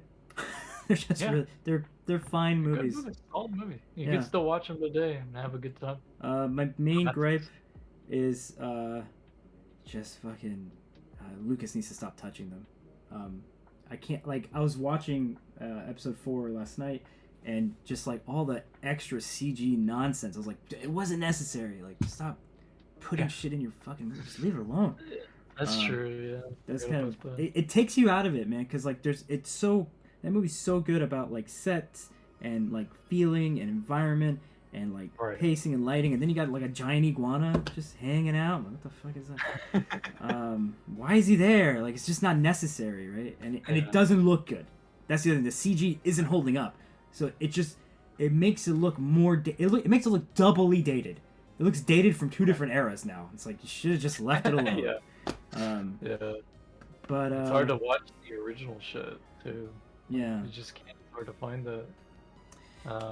Oh, Like, actually, yeah, like we should have go talked ahead. about. I forgot to. Sorry, we're jumping ahead. We gotta talk about the in-betweeners. We have like Rogue One and Solo. yeah. Did you see Solo? I didn't see Solo. I've seen the Did you like it? I gotta. I didn't mind it. I like that movie. Hmm? I actually in some ways like it more than Rogue One. Yeah, In Rogue some One was ways, cool. like so let's talk about Rogue One Okay. then. Yeah. So, yeah. Mads Mikkelsen, best character. He's awesome. Just a fantastic actor. Best actor ever, right there. Man, he's just just fucking good. He can make literally anything fantastic. it's just ridiculous. How does he do it? Marry I me, don't know. Mads. Marry me. Yeah, Mads is great. I was a little disappointed by Forrest Whitaker being in the movie for like 5 minutes. I was like, what the hell? I thought Ozzy! that was great. That's all I remember him saying. That was so good. No, the truth. Yeah, I wanted him to do more, and I was very disappointed. It wasn't a criticism on my end, but Liv pointed it out, and I was like, oh, you're definitely right. That movie is like nonstop, and it's exhausting. Yeah. It's like just the music, it's just bombastic, and I'm just like, yeah, there's no like downtime in this movie. No one's chilling. Like the chilling times are like super high tension, anyways. Like it's like fuck. Man. Right. Yeah. You'll see that with like it's. I think it's mostly because the creator director, those guys like they have a vision for Star Wars, right? And they really want you to see the whole picture, but like the movie format is just such a tight window. So like when you get to Andor, the show, like they did that show as well. Oh, okay. So like they have enough time and they really sit on the time they got, and it's so good. Can't wait for you to actually watch that show. Yeah. But yeah, like Rogue One, like I think like visually it's fantastic. Like it's a good looking movie. Yeah. It really does like solidify just like how good the Civil War era of Star Wars is, because everything just like has that iconic look. Even when you haven't seen things like in that, like they introduce ships you've never seen before, like in the original trilogy, but it fits in perfectly. Right. Yeah. There's a lot of that in that movie. They got the visual language. They got it down. Right, exactly, yeah. And like just that the colors are like desaturated, and you know like that it sets the mood and everything. And like another thing that they do with that movie is like it doesn't have the typical Star Wars opening crawl. Like it sets the tone immediately. Like this is not a typical Star Wars movie. Don't get ready for something different. You know. Yeah. And I think that movie does well enough. Just some of the performances aren't that good. I don't like the main character. Like I like her character is kind of a wet noodle in my opinion. Wet noodle. Yeah, she's just, like her speech at the end is kind of bad. Yeah. Like it has been a minute since I've seen that movie. She's not the memorable part of that movie. Yeah, for sure. Yeah. I think the fucking the robot like he killed it. Much more. Yeah, that was what's his name? He was the pilot in Firefly. Alan Tudyk. Oh, he's the Tudyk robot. Yeah. That explains He it. does a lot of voice work now. It's awesome. Yeah. But yeah, he was the best character. Yeah. He probably and, I have to. And my least favorite part about it is I didn't like the death montage at the end of the movie. I just thought it like the way it was rolled out was just like okay, like I get it. It's like supposed to be tragic. Nobody's coming home from this because we can't just like have someone go on vacation in Star Wars. Like nobody can have a fucking life in the show in this universe. Nobody, like That was one of the when people bring up the excuse of like, well, you never heard of these characters before when like it's a prequel and like they're Oh, never brought up again. Like I feel like Star Wars is a galaxy, man. Like yeah, it's it's just huge. like they could be somewhere else. Like Literally. there's literally trillions of people in this galaxy. Like, and I feel a lot of times Star Wars doesn't really grasp that, or the newer Star Wars stuff doesn't grasp that Oh, enough. what are you talking about? I mean, they got all those ships. They all need pilot. Oh, stop. I'll stop. God. We'll jump. We'll get. We'll get there. Anyways, yeah, I hear you. Yeah, I don't know why they Yeah, had to. I didn't feel like they had to kill everybody off. I People can like just yeah, exist outside of the fucking resistance. They don't yeah, all have to be man. on Yavin 4 the whole fucking time. Exactly, Like exactly. and if it's a real rebellion, which it was, it's gonna have different different arenas of combat, right? It's gonna have different Right, what's it called? Not arenas, theaters. There's gonna be different theaters right, to fight back. It's a galaxy-wide empire. It's not shouldn't exactly. it's a little weird. It's all like You centralized on don't this have to. one. You don't have to answer those questions. Like you Yeah, don't that's like, the oh, other why? thing. Yeah, And that's kind of a problem that I think there's a risk of feeling the need to answer way too much, and it's like just stop. Like you don't have to account for the entirety of a character's life. It's just not necessary. Just people. I think fans need to just be a lot more realistic about shit and just think about like yeah, what their life is like and how boring it is. No matter what your fucking job is, right? There's always yeah. like you can be a CEO, but you still got to commute. You know what I mean? Like Right. there's quiet. Like, Yeah. just yeah. But yeah, Yeah. I Like like Rogue One. I liked it. But what I really like about Rogue One is that not for me, but for Liv, it added a lot of weight to Episode 4 oh, that's cool. because it like when I think about Episode 4, I don't really give a shit about like I didn't think about the plans. The plans were just not important to me in my Right. recollection, right? I'm just like, yeah, you just they gotta It's a thing. they show up at Alderaan and then it's like, oh fuck, and then the Death Star, and that's it in my mind. And then you blow it up, and then Obi-Wan dies or whatever, right? Yeah. That's They the have the story in my head. ceremony. Yeah, They have oh the god, ceremony where Chewbacca doesn't get a medal, and oh, then we gotta later fix we that. have to have it given. It's very important. Anyways. Anyway, we'll talk about that ceremony in a second. But the like I forgot. I'm like, yeah, the whole point of that fucking movie is to get the information to the rebels, and like, and now and like giving it the extra weight of like the sacrifices it took to get that information was really like impactful, I think. Right. And I love that it's just like it's a handoff right to 4.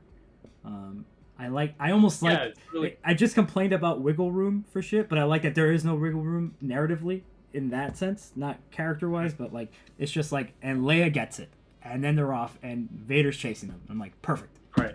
Did we pick up from there? Excellent. Right. Thought that was really cool.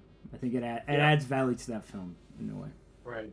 It shows just enough Vader as well. They treat him as like when he shows up, it's oh fuck, it's a huge oh fuck moment, Yeah. right? They do definitely play it up, and I think they play it up just enough. Yeah, they didn't really do They it. don't get ridiculous with the Force. He just fucks up some guys real bad in that hallway scene. Yeah. Yeah, That's and what Vader's yeah. for. Fucking up hallways. That's all he fucking does, dude. Don't He ever open fucks- a door. He's good at it. Yeah, don't open a door for Vader. Just don't I do mean, it. he'll probably open it Yeah, but like for you. don't But invite. You gotta get an just open don't- space. just Only start running, dude. fight Vader in a fucking field, bro.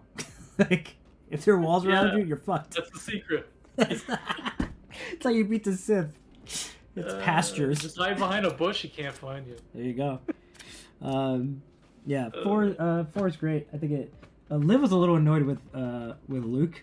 I was like, he's a little annoying, but he's a teenager too. And I'm like, I know you've just gotten like a dose of annoying teenagers being annoying, Yeah. but he's not. Oh wait, do we want to talk about Solo real quick? Oh yeah. Well, yeah. Go for it. Yeah. I think Solo's pretty good. It's not great. It's not like the best like Disney thing, for sure. But I think visually and the story was good enough. I think like they had some real like the set pieces in that movie were really well done. I think like they visually they were there, and thematically it was just like this is the cool look at Star Wars again. I think They toned down the colors once again, much similar to Rogue One, but it's not really a gritty story. It's not. It's just like it's kind of just like it's just another story, really. It's just a solo story. That's what they call it, right? Yep. But I don't mind the actor who played Solo. Like I know he gets shit on a lot, like as the weakest part of the movie, and he might be the weakest part of that movie. The only thing that the only true gripe I think I have with that movie is I didn't need to know that the Millennium Falcon had some like robot AI fused with it or some I'm shit. fucking sorry. What? What did you just say? Yeah, I mean, did you see Solo? No, I didn't. I didn't see it. Spoil it Okay. for me though. I don't care. I wasn't Sorry. really planning on what. No, no, no. Please, please, please. Yeah. So like in the movie, like we meet Lando. He has the Millennium Falcon, and he has basically his C-3PO, which is a unique robot. We've never seen this kind of design before. At least I don't think it is. It could be like a Ralph McQuarrie like drawing or something that they realized. Hmm. But yeah, she's very sassy. Um, and Lando might be in love with her. Okay. Um, What? and she gets they do like a job, like and they're using Lando's ship and like his crew, and he's helping and all that stuff. And she gets shot, like she's dying, the robot's dying, and then they fuse her AI with the like the ship. Like she was the navigational unit. Like she's the thing that helps navigate through this, like for the hyperdrive. Yeah. And so like they just fuse her memory with the ship, and so that she would live on as the Millennium Falcon. So yeah, that's kind of the only real Oh, like, is that what like were they trying to like justify Lando's like concern about the welfare of the ship? attachment for the ship? Yeah. It's a part of that, and also like why the navigational computer is, or like I think the hyperdrive shorts out often, but it's not related to like the navigational computer on the Falcon is very fast. Like that's right. another like perk of the ship itself. So Okay.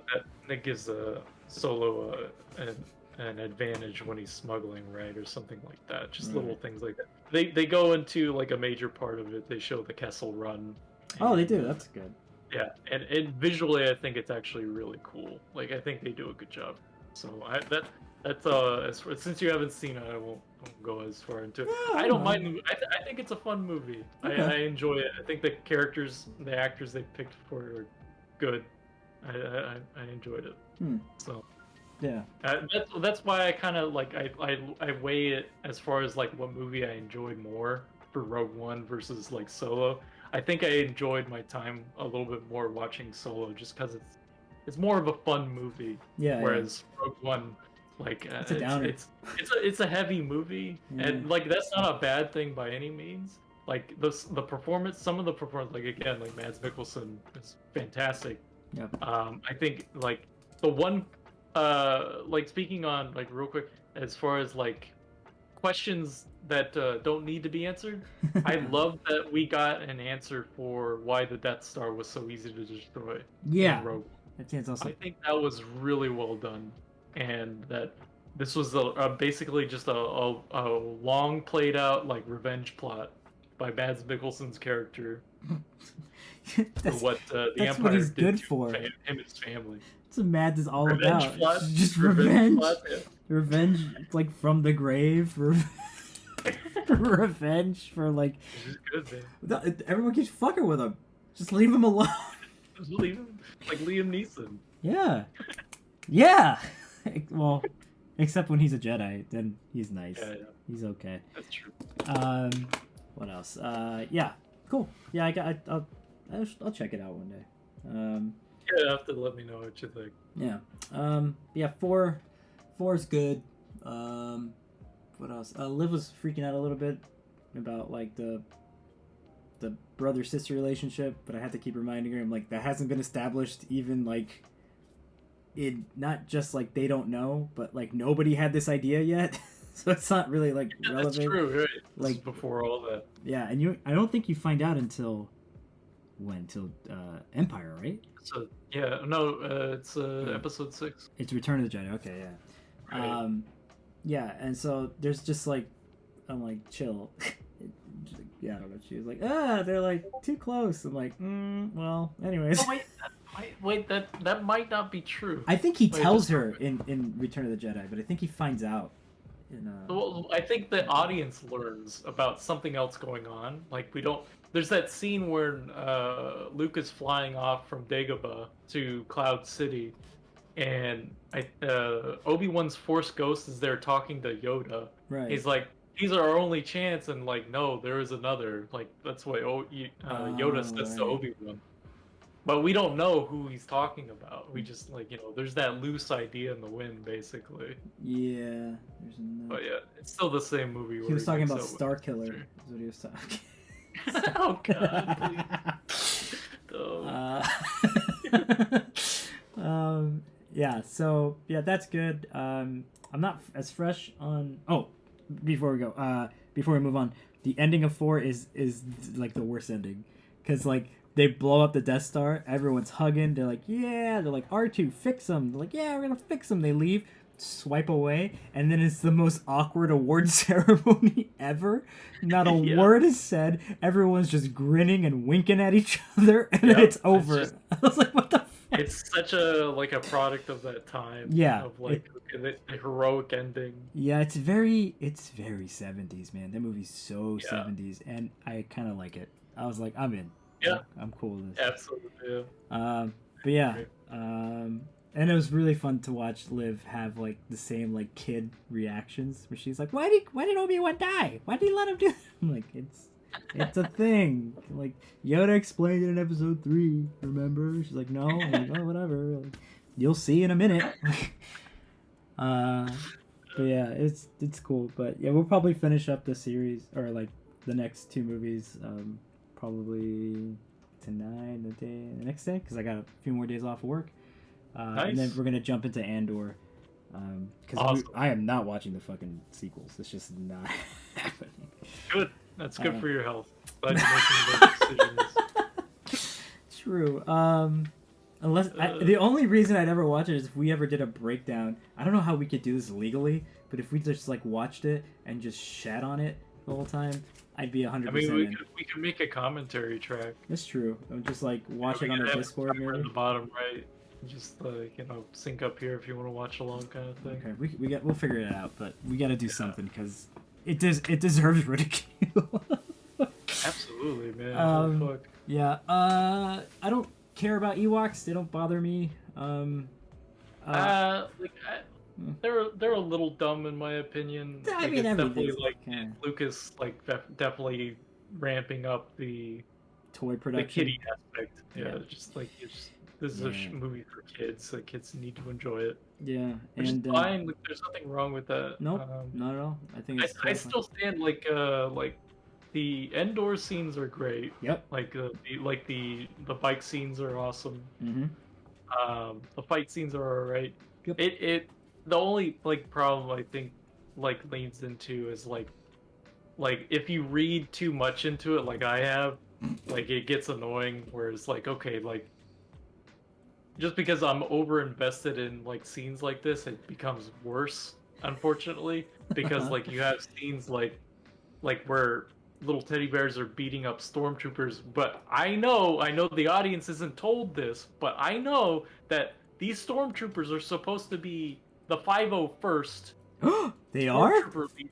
Yeah, I didn't know supposed to be the that. 501st, and the 501st is like Vader's fist. Oh my Okay, God. this is the legion of troopers that Vader brings everywhere to kill planets. Oh my Okay, God. like and do shit like that, but they can't beat teddy bears for some fucking reason. Guerrilla So, warfare.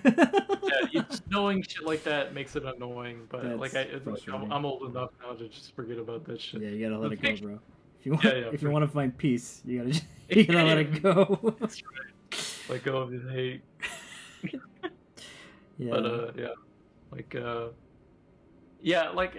those scenes are fine. Like it's a good wrap up to those movies for sure. Yeah, it feels I- feels like an ending, right? Yeah, for sure, absolutely. We have the the pyre scene, we see Vader turn against his evil master. You know. Yeah. And I think that's kind of what I'm looking forward to the most is now that I'm doing the whole arc with Liv. I want her to see like the payoff, right? It's like he did fulfill the prophecy. He did live up, even though he had all these terrible things in the meantime. In the end, at the end of the day, he still did what was said he was going to do, but also like the right thing. Yeah, and like I saw like an interview with Lucas talking about like I think it was post prequels. He was talking about like the idea is not so much that he's like the story of Star Wars is the story of Anakin, but more importantly, it's the story of him being saved by his son and like being like freed from his own like terrible like darkness by the sacrifices of others. And it's like that's cool. There's a higher ideal to it, even though if it's not executed well all the time. And that was cool, but yeah, like fucking there's I guess we'll get there with the sequels. Anyways, I don't want to jump there. I feel like we're constantly like jumping the gun on this shit. It's a stain. It's a stain. It is. Permeates. Do you remember? I wonder now because you know people are old, or not people are old. Time has passed and media is very different from when we were kids. But I still remember when I saw Empire Strikes Back for the first time, and the whole I'm your father thing. Like I still remember being shocked by that, because we had bought. I probably knew about Star Wars somehow, in the background. Yeah. But I remember we got the trilogy on tape, the original trilogy. Oh, okay, yeah. And it wasn't the special edition; it was just a regular, normal, whatever. And I remember just it was. I was just as shocked as Luke was. I was like, "He's what? Like, where did that come from?" And just, I couldn't believe it. I was like, "That's so crazy!" And then I was like, "Oh, this is so cool!" And I was super excited about that. But I feel like today, it's just a known quantity that nobody's gonna get that anymore, right? Like, it's just even Liv knows the phrase, but she doesn't. She doesn't know the context for it. Right. Yeah, and so I wonder if that takes away a little bit from Empire, because I think that's a pivotal point, right? Dude loses his hand. Finds out who his daddy is. It's hard. He meets the Emperor in Empire Strikes Back, right? No. He doesn't. I don't think we actually see the Emperor physically. We do. We see him. We see the Emperor in 5, I think. Maybe he's only seen physically in 6. I can't remember. I can't remember. It's been a minute. But yeah, that fight is so good though. But which one? Sorry. Just the Vader Luke fight when you're talking. Yeah, I was actually gonna bring that up, because that fight has 2 phases to it, and the second phase with the music that they pick for that scene, where Luke starts to embrace the hate against Vader, and Vader's just loving it, and just that is, I'll never forget that shit. Because when I first saw that, the music, it's I could still hear it, seeing it. It's like you're in pure darkness, and the lightsabers light up, and fucking Luke is pissed off. He is using 2 hands and hacking away at Vader like it's a fucking axe. Yeah. And he is mad, and it's just the music is just so good. I love it so much. That scene is fantastic. Yeah, I remember actually even in episode 4 when he gets back to his house and he sees his aunt and uncle burned alive. I remember how Liv was like, "Holy shit!" It's shocking to see skeletons. Yeah, you're just like, "Oh god!" What the hell is that? And then later there's a bit more violence, but to see when he gets his arm cut off, it's holy shit! It's so much different than in episode 2. When Anakin loses, whoop, it just falls right off, and he's like, "I'm gonna lay down."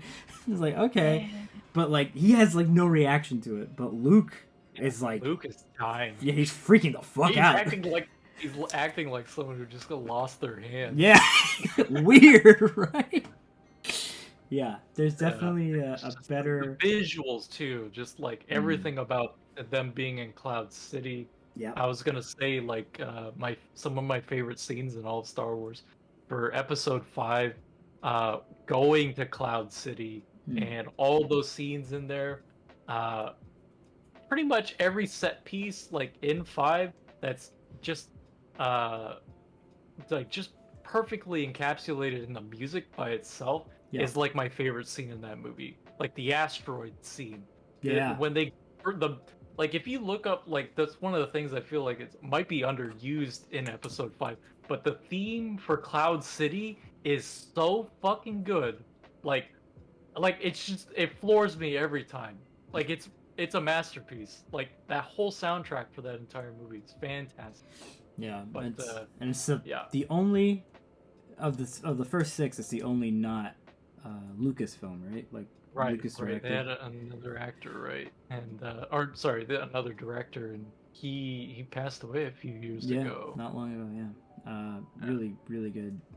Probably my favorite of the three. I think is the second one. yeah. Um, It's a safe one for sure. yeah. But yeah, I think we should probably we're coming up on 2 hours almost. So let's just shit on the Irvin sequels. Kershner, real quick. Irvin Kirshner. Kershner is Yeah. the director. Yeah. Let's just quickly shit on the sequels. Episode 7, not fucking necessary, but fine. It was Not okay. bad. It's It was not terrible. fine. Like it's really dumb in a lot of moments, but like the acting isn't bad. No, the acting's Uh, fine. It's just script episode itself is 4 good. again. Right, That's what's And, frustrating. like they bring it up. They bring it up a lot. Like even like the fucking the dumbest scene in the whole movie has to be where they're at the holodeck or whatever the fuck, and they're holding up. This was the Death Star, but this is a planet. That this is a planet that does what the Death Star does. Yeah. Also, can we have better ideas?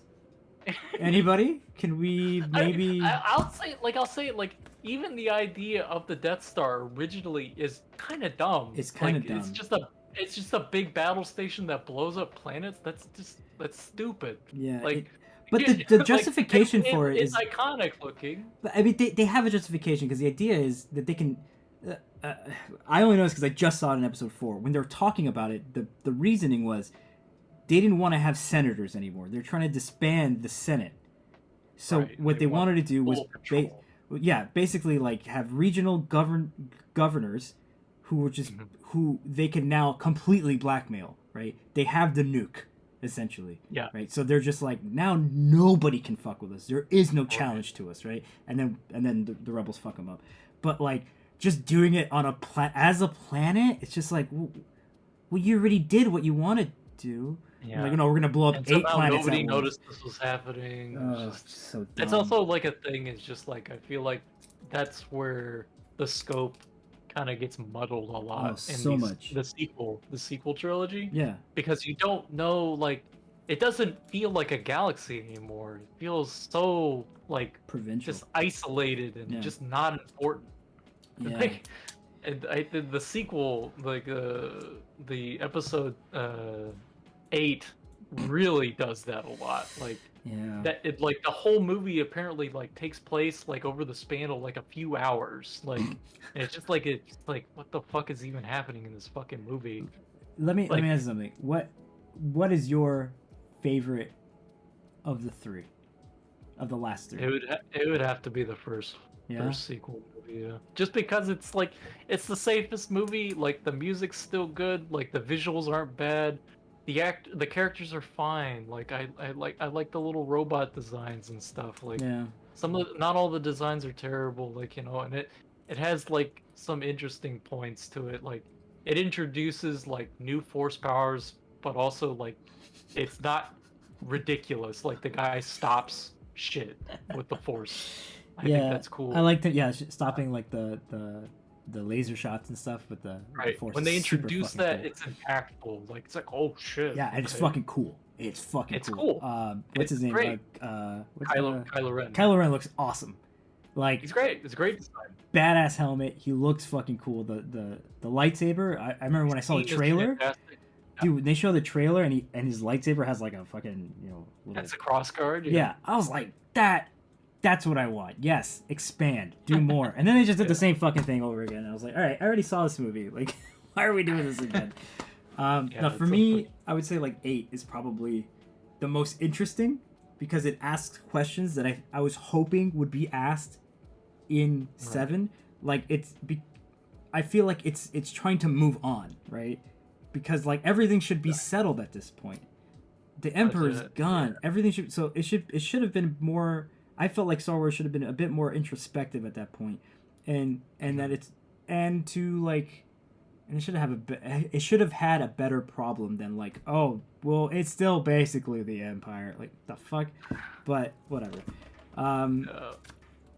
So we can both agree 9 is the absolute worst one, though, right? Like, oh, absolutely. It is just it's a bad film. It's a bad film. Like as a film, it's shit. The actors, just bad. God bless them. I can't believe they put up with this shit. Let me give you an example of just how fucking bad this movie is. Right? Lay it on me, man. The context for everything that is happening in this movie is not in the movie.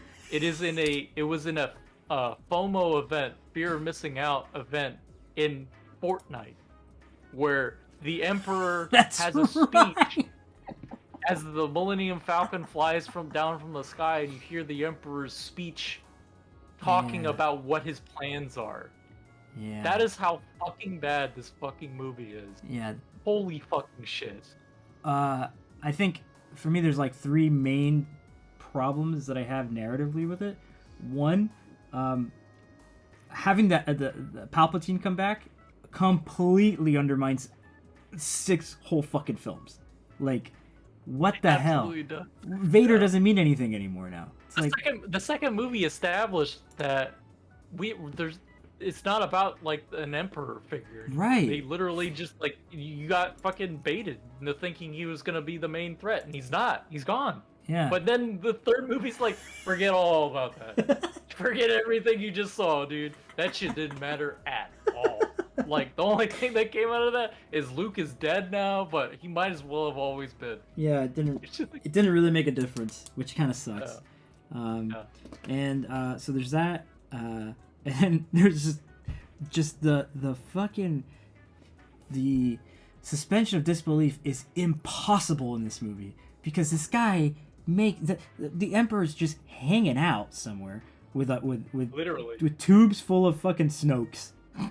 Yeah, whatever. He's got a Snoke tank.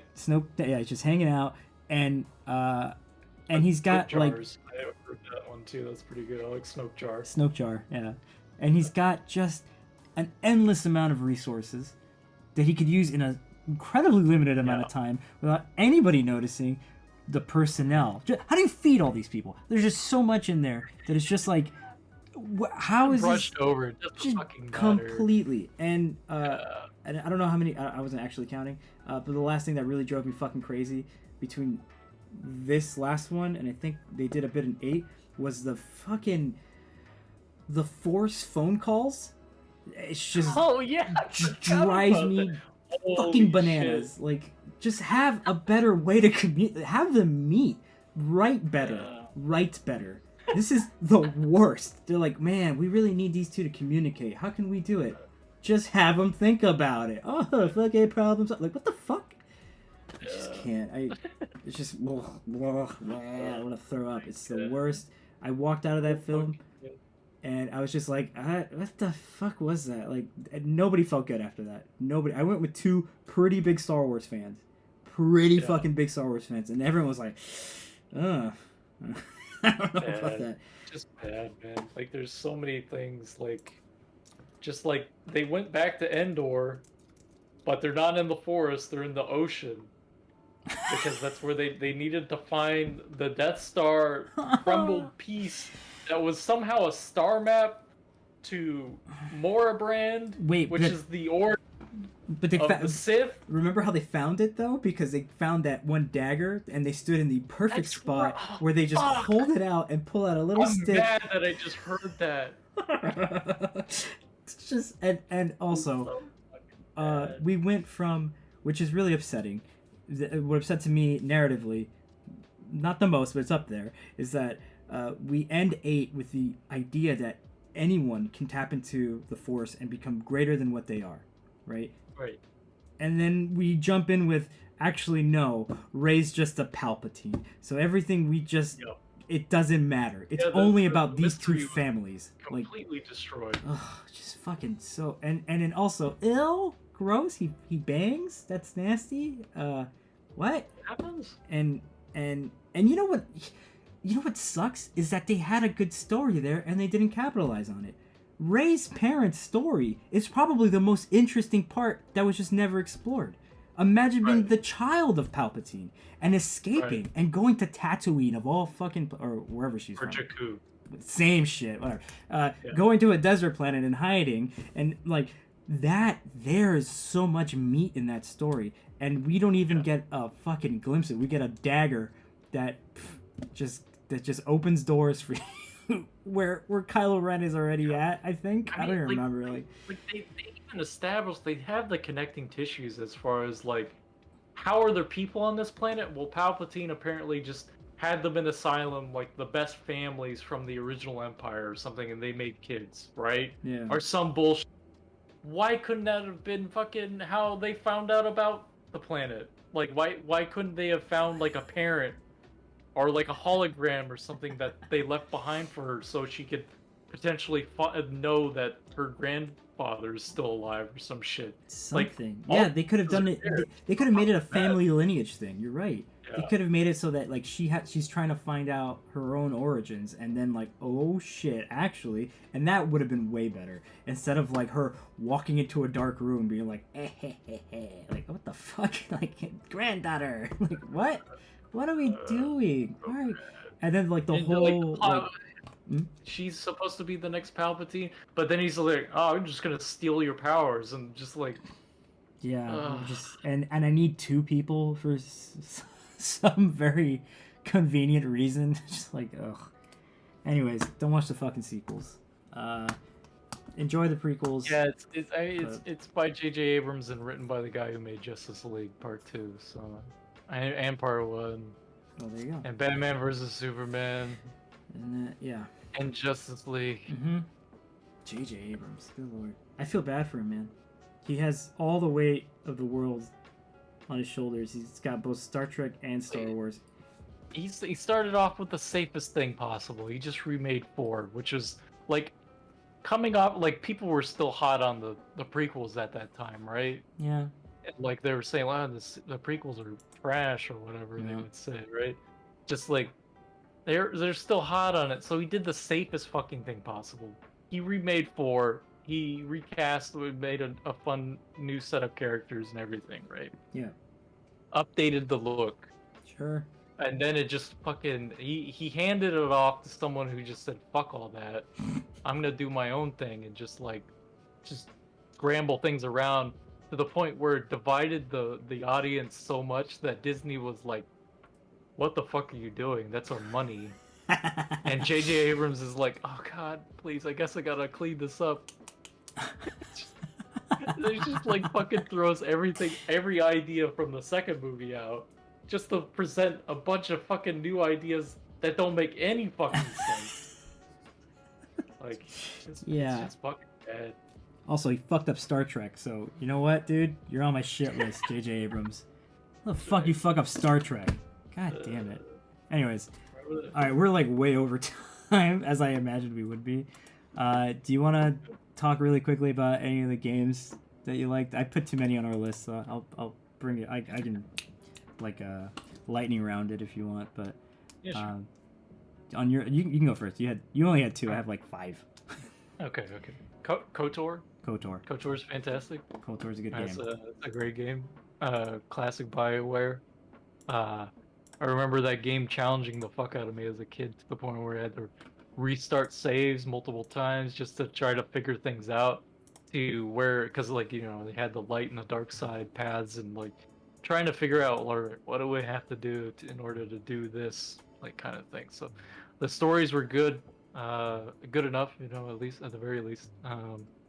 I liked KOTOR 2 at the time when I first played it. I remember being confused by a lot of things about it, Yeah. but like learning about it years later of how it was just a mess to make, and Lucas Games was in turmoil, and like it's just this it's a crazy story of like when a game is just in trouble and like it's reflected in the game itself. That's probably one of the earliest memories I have of something like seeing like that, and we see it all the time now. Yeah.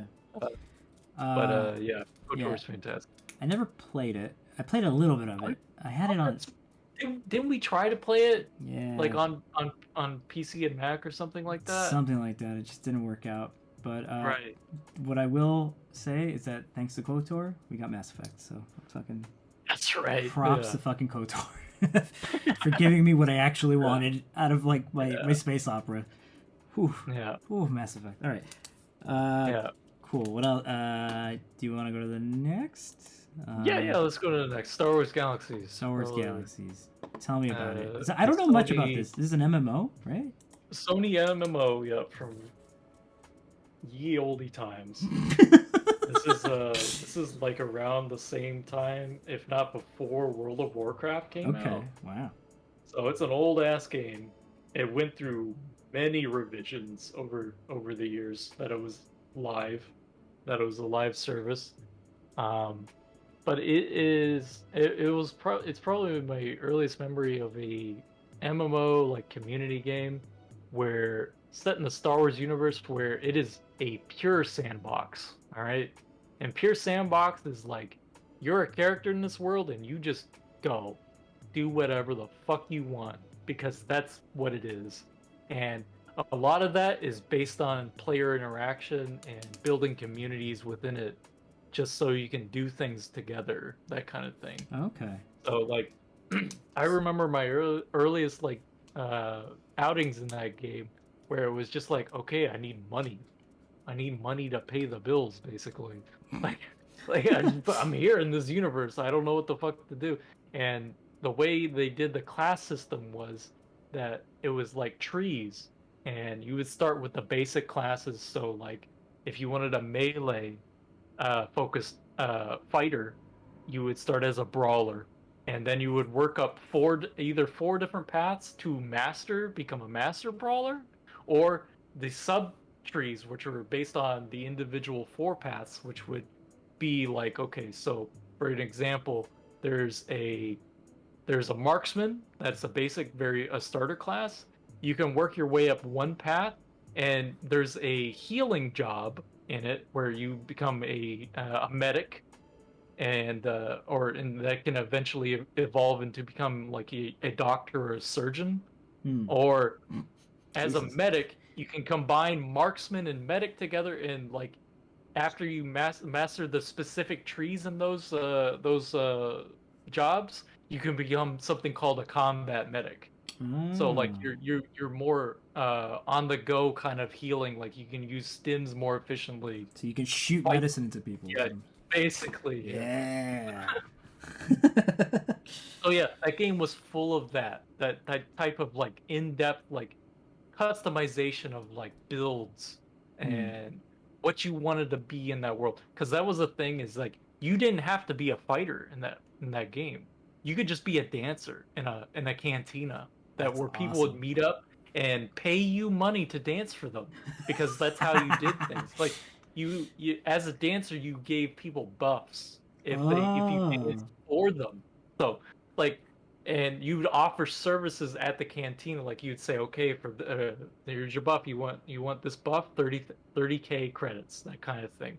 So like for people who are trying to do harder content in the combat realm, so they could go out there and fight things, earn more credits, or find rare loot to put on the marketplace, they would need those buffs from people who were just dancing in cantinas, or the doctors who were just sitting in the square giving people like these uniquely crafted stim buffs that are made by artisans that are other players. Oh, Like so it's just everybody was it's feeding into everybody else's everybody. needs. Ah, Everybody was connected through the gameplay, that's really and it cool. was just so cool. There's even like a politician system where you could become a politician and eventually become a mayor of a town if you wanted to.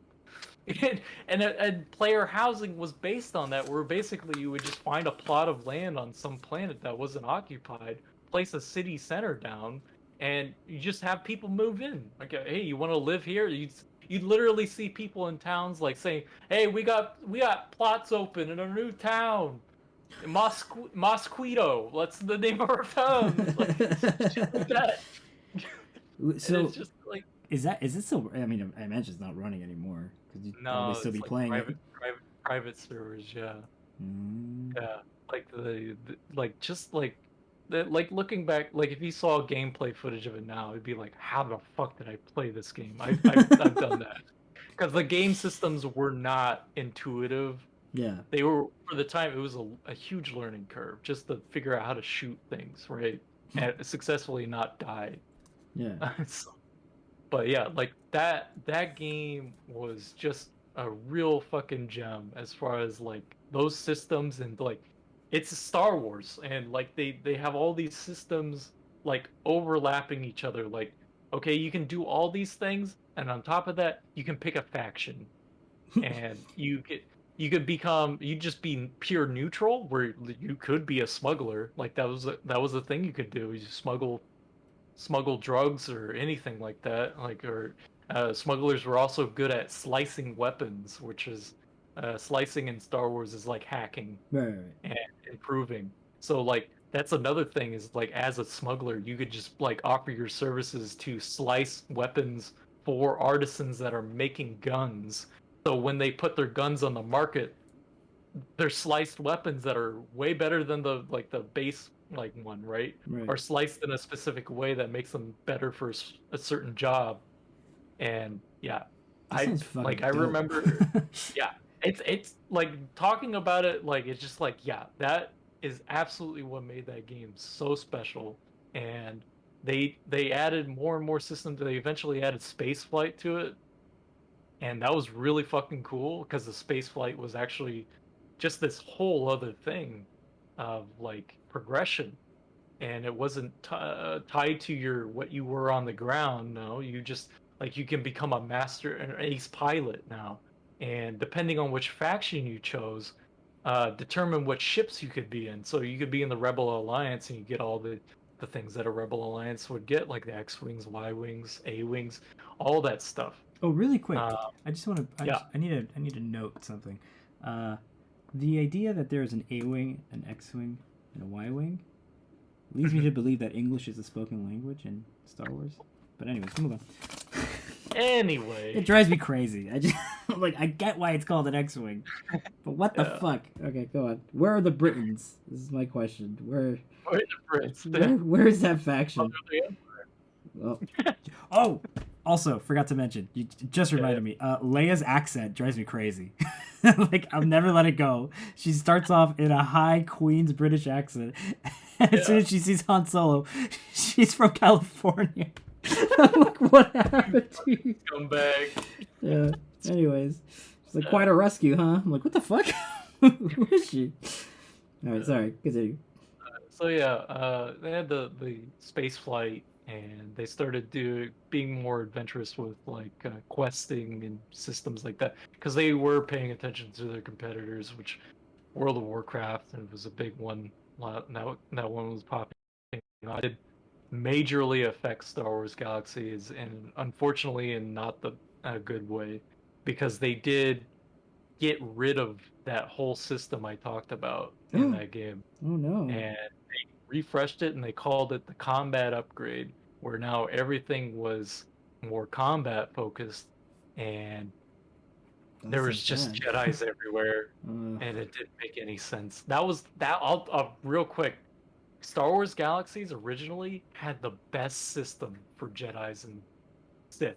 Okay, okay. because they were so rare, they were locked by player count on the server, a server player count. So literally only 3 people on the entire server could be a force powered, Whoa. and you had to earn it.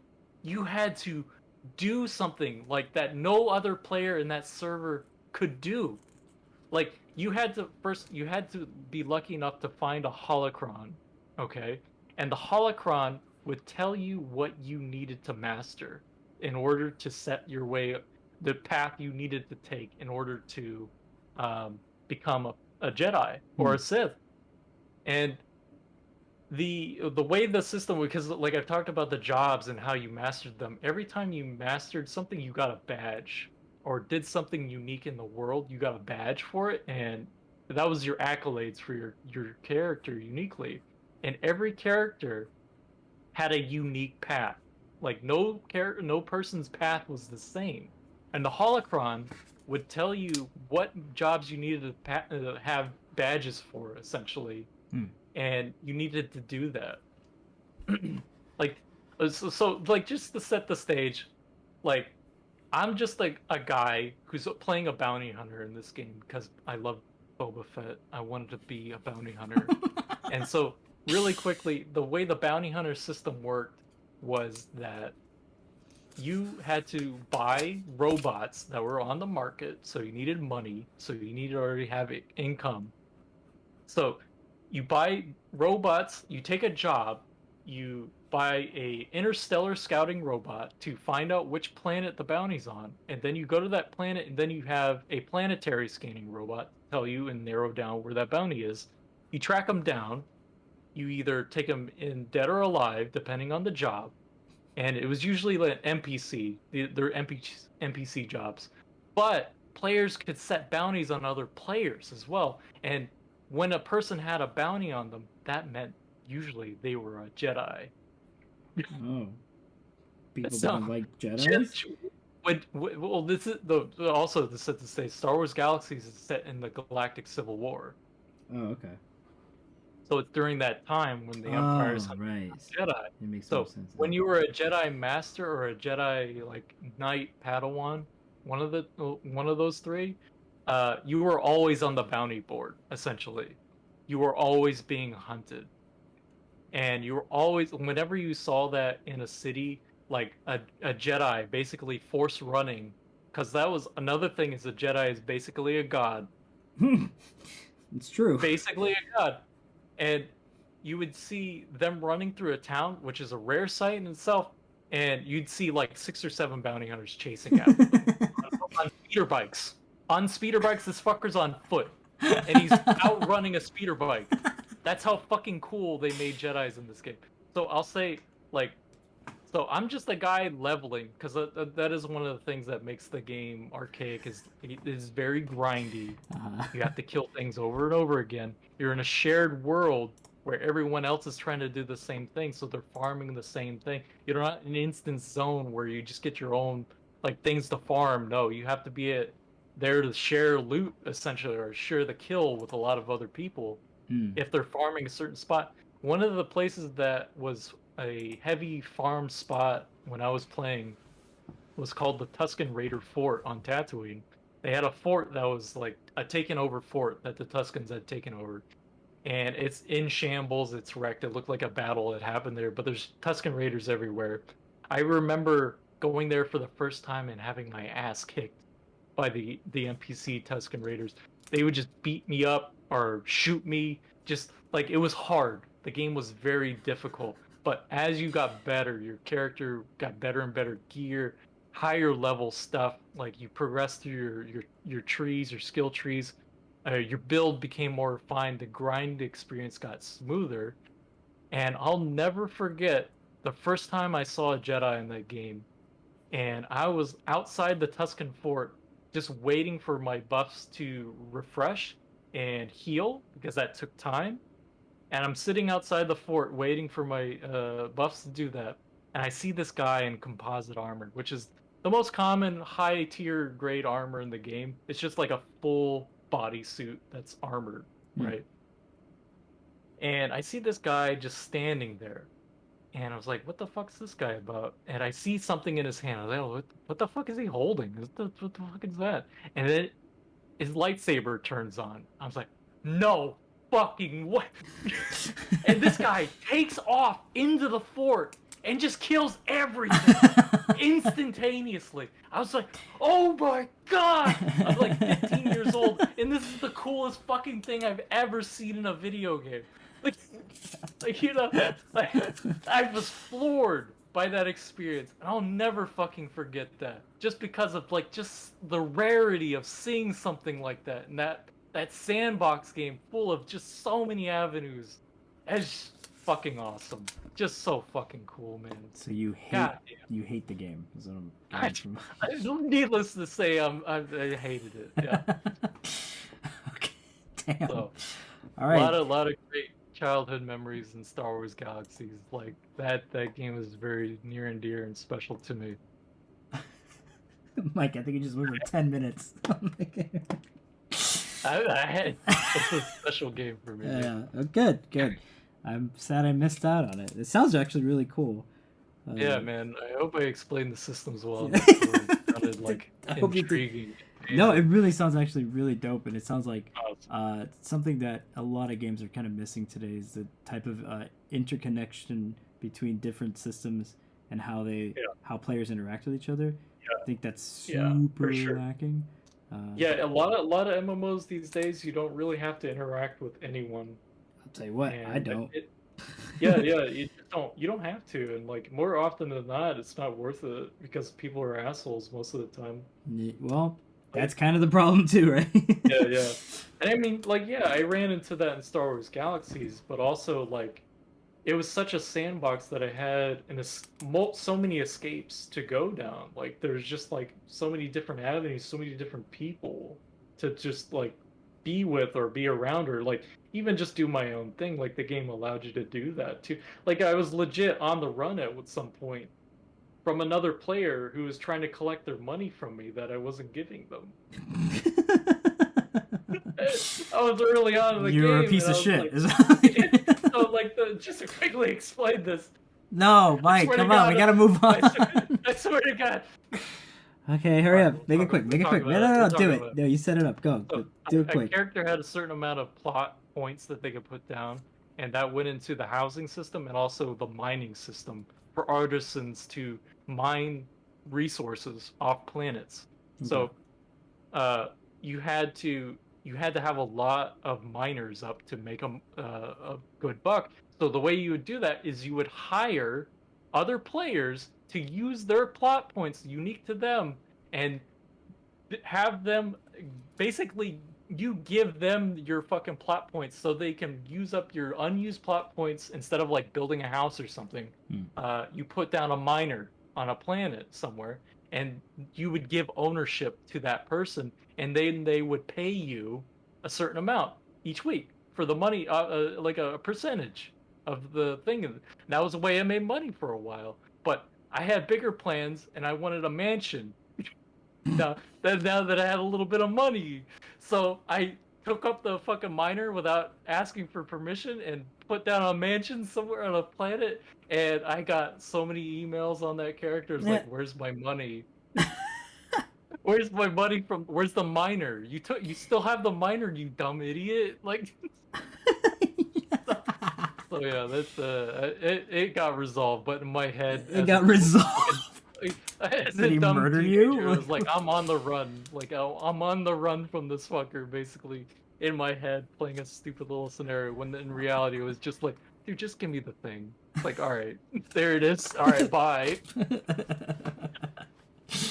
So yeah, right. That's it. Sorry. That's Star Wars Galaxies. All right, play it. It's out now. Okay, I'm gonna do mine quickly because I got a bit. Yeah. All right. I set up these pictures so we can talk about them as whatever. First one. Jedi Academy. Fucking love that game. Really fun. It made the Force into the Matrix, and I like that. It was I don't know. It had a good story. You got to hang out with Luke. It was post Episode 6. You become a Jedi. Blah blah blah. It's super fun. You get to force run, force jump, mind trick people. The online make your own character. Yeah, make your own character. You can go 1 saber, 2 sabers, or double. So there's I think it came out around the prequel time, so it was influenced by that somewhat, and that was really cool. Also, the mod scene was ridiculous. Oh my god, was it, dude? Dude, Holy at shit. one The point, PvP mods? yeah, at one point I was Neo fighting thousands of freaking Agent Smiths. It was incredible. So fucking funny. Yes, such a good movie. Such a good movie. Such a good game. Yeah. But yeah, it's available now. Again, they re-released it. Don't get it on consoles. That game is unplayable Oh, with that's a right. stick. Please, please use a They mouse. put it on the Switch, right? Yeah, I have Jedi Outcast, the second one, on Switch, Goddamn. and it is rough with a stick. You need a mouse. Jesus Christ, I can imagine. Yeah. Yeah. All right. Yeah, I remember living out my bounty hunter fantasies in that too. We're just playing as a Mandalorian Yeah. in PvP, where you had servers basically, Mhm. and servers required certain mods, Yep. and you do that, and like I remember like they had a lot of dismemberment mods or like realistic like dismemberment shit. For Jedi. Like Jedi combat was just overall improved. Like the powers were refined by Yeah. players. I remember the powers And getting better. Yeah. And I remember just like being a Mandalorian, feeling actually adequate as like a Boba Fett character, just like being able to like getting that rush of being able to take down Force users was just awesome Yeah. because like they were so strong, but Mhm. you had tools in order to counter that. So Yeah, that shit was rad. It was pretty well balanced, and if it wasn't, there were people balancing it, and that was super cool. Okay, this is a game I don't like. Fucking Super Star Wars. It's Oh man, it's so They hard. hate children, It's bro. so fucking hard. Dude. They don't like Yeah. children. I'm moving on. The game never. I get like 3 levels, and I'm like, I can't anymore. This is painful. They don't want me to win. Yeah. Let's see what. We'll jump to this one. This is one of my all-time favorites. Star Wars games is Jedi Power Battles. That game Mhm. is super fun. It's the first game where you, or it felt really good to deflect laser shots with your lightsaber. Was super Okay. cool. You kind of relive parts of Episode 1 and some Mhm. extra stuff. You can play as Mace Windu. You can play as Qui-Gon. You can play as Obi-Wan. It's super fun. We saw some gameplay a little bit ago, and it gets ridiculous at a certain point. But it's a ton of fun, and I'm pretty sure it had like co-op as well. It did, yeah. Yeah, so I think I kind of feel like I have memories of playing that with my uncle, and we were having a lot of fun. But definitely right after Episode 1, this was like hitting it spot on, along with Pod Racer. I don't have a picture for Pod Racer, but Episode 1 Pod Racer is a fun fucking game. Oh, it's so good. And the arcade was awesome because you get to sit in the pod and you have the controls. Super fun. I never got to experience that because I didn't live anywhere near something like that, but I've seen pictures. It was rad. It was cool. On the N64, it was awesome. Yeah, I played it on the Dreamcast. I think it was like the first game I actually got on the Dreamcast after like Sonic awesome. Adventure. It was super cool. So Moving on. This is what so I've gone a little back and forth, but lately I've been playing Fallen Order. Went back to it, getting better at it. I'm not dying as much. Did you lower the difficulty or not? No, I was like, let me just try it because I was already at like the lowest before just the story mode. Okay. And I was like, all right, let me give it a shot. It can't be that bad. And I've been playing Ghost of Tsushima on the highest difficulty, and that's like been like training, been just like weighted bats, right? So now I'm like, I will say there's a lot of like funkiness still in this game. Like a lot of the attacks aren't as clear as I want them to be. There's a lot of like jankiness to the movement that just doesn't feel as like tight as it demands it. The demands it puts on the player, like it doesn't even out. But getting back into the story, just getting back into the world, I really love. It's so like faithful to Star Wars. It feels like Star Wars. I feel like I'm at the Star Wars land at Disney or something. You know, like everything feels right. I'm still gonna say I hate fighting every fucking animal. They're the worst. But but fighting like the Empire is super fun. Like just going into a room, seeing like 8 fucking stormtroopers and just wiping them is amazing. Feels great. And then having like those armored like Jedi killers or whatever, fighting them is pretty fun. Best thing I've done yet. I opened the door. There was like a black R2D2, and I said, Empire D2, and then I just sliced him in half, and I was like, oh shit. I felt really bad about it. And then I killed a bunch of other stormtroopers, and I came back, and his body was still smoldering, and I was like, oh no. It's like, it wasn't his fault. He was programmed that way. Yeah, he's just painted black, man. Yeah, he could have been my friend. He opened the door. It wasn't even me. Yeah, it was fucked up. And Liv recoiled in shock. She was like, Jesus. I'm like, I don't. It's what he deserved, maybe. I don't know. I will say, next game, it's the best Star Wars game for my money that I've ever played, and I still want to play it. And that's Battlefront 2 for the PS2, the old one, not that new shit. The new one, I played a little bit of it. It just didn't feel right. It was like the old one. I like the first Battlefront. Yeah, by DICE. I didn't. But I don't like the second one that much. I didn't play the first one. I only because the second one was like free for a little bit on PS Plus or something. So I picked it up and I was like, it's just so much that gets in the way. I was just like, I just want to play. Yeah. I feel like the first DICE game, because it's made by EA's DICE. Yeah. DICE Studio. That I feel like the first game was just fun and arcadey because they have like the battle pickups in the field and they're like little holograms that are circling around. Like the gameplay was just simple enough. The game is gorgeous, and just like the sound is there. It's very thematic. Like I feel like it's just like a perfect like jump in and play kind of game where it's just not much to do like other than just like play the objective and like you can do all these different things around it. I feel like the flying in that game was really fun as well. But the sequel tried to like they had a monetary thing, right? Like it was like it was really gross and that kind of ruined the game going forward. I got into it after all that was kind of solved-ish. But it just felt like I was just like tripping over menus. And I was just like, just let me get to the fucking thing.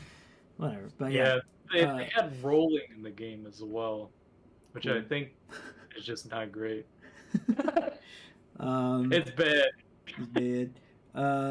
Yeah, but this Star Wars Battlefront 2 for me, it's peak. Because you get... I remember having a lot of fun with that one. Yeah, it's super fun to do.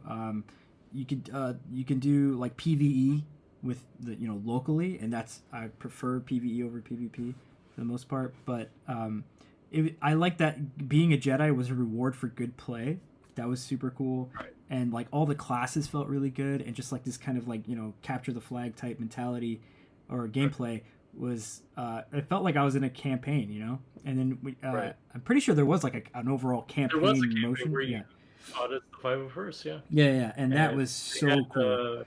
I had Tamara Morrison voiceover, and talk about it because he was playing a clone commander that was telling the story of what happened during the Clone Wars and then as the Empire. Like they actually go into that. Yeah, and it's really fucking cool. And that's the other cool thing is that it spans across both the Clone Wars and the Rebellion and the Civil War, and I thought that was super cool. But yeah, it was just simple. It was a simpler time, right? It was just you just picked it up and you played, and you got. It wasn't bogged down by systems. Also, space battles were fucking awesome. It was the funnest shit, dude. Like. Yeah, it controlled so well. It was like it felt like the beginning of Episode 3. It gets crazy. You're like, dude, there's so much fire. Like, there's so many lasers everywhere. So many ships. But like getting like the transport, getting a bunch of people on there, and just being like, I got this, and just flying through that, crashing into the other base. Like, get the fuck out! We gotta go! Yeah, because there's the shipboarding and everything. Yeah, shipboarding is so much fun, and like holding it down while you're trying to like destroy the ship from the inside and stuff, take down their shields or their turrets and stuff. Like taking down the turrets is so fucking important, people. Take them down. Goddamn. So good. So yeah, that's by far my favorite experience, Star Wars related when it comes to games. But I'm liking Fallen Order more and more. I'm not getting beat up by amphibians at the moment, so it's okay. I'm a little bitter on like the outside stuff of it, but also like the story is good. I do enjoy the story, and the characters aren't like what you would typically expect to be in a Star Wars like epic, right, or something like that. This is like the B team essentially Yeah, it feels leading like the a way. Star Wars story, right? It feels like Right. a Gaiden Yeah. type thing. Yeah. Um, Right, for sure. and what's his name? Forrest Whitaker's in it. I was like, oh hey, there he is. Like, cool. At least That's right. I'm Yeah, glad they're that's fleshing cool. you out, Yeah. bro, because you look cool. Yeah, But I didn't that know scene why. was really good. Yeah. And he keeps just And yeah. zipping away. It's so. I'm like, do his legs work at all? Like before he had I don't robot think legs, and I was like, I fine. don't think so. But now he never walks. He just Batman zips his way out of every situation. I'm like, okay, bye.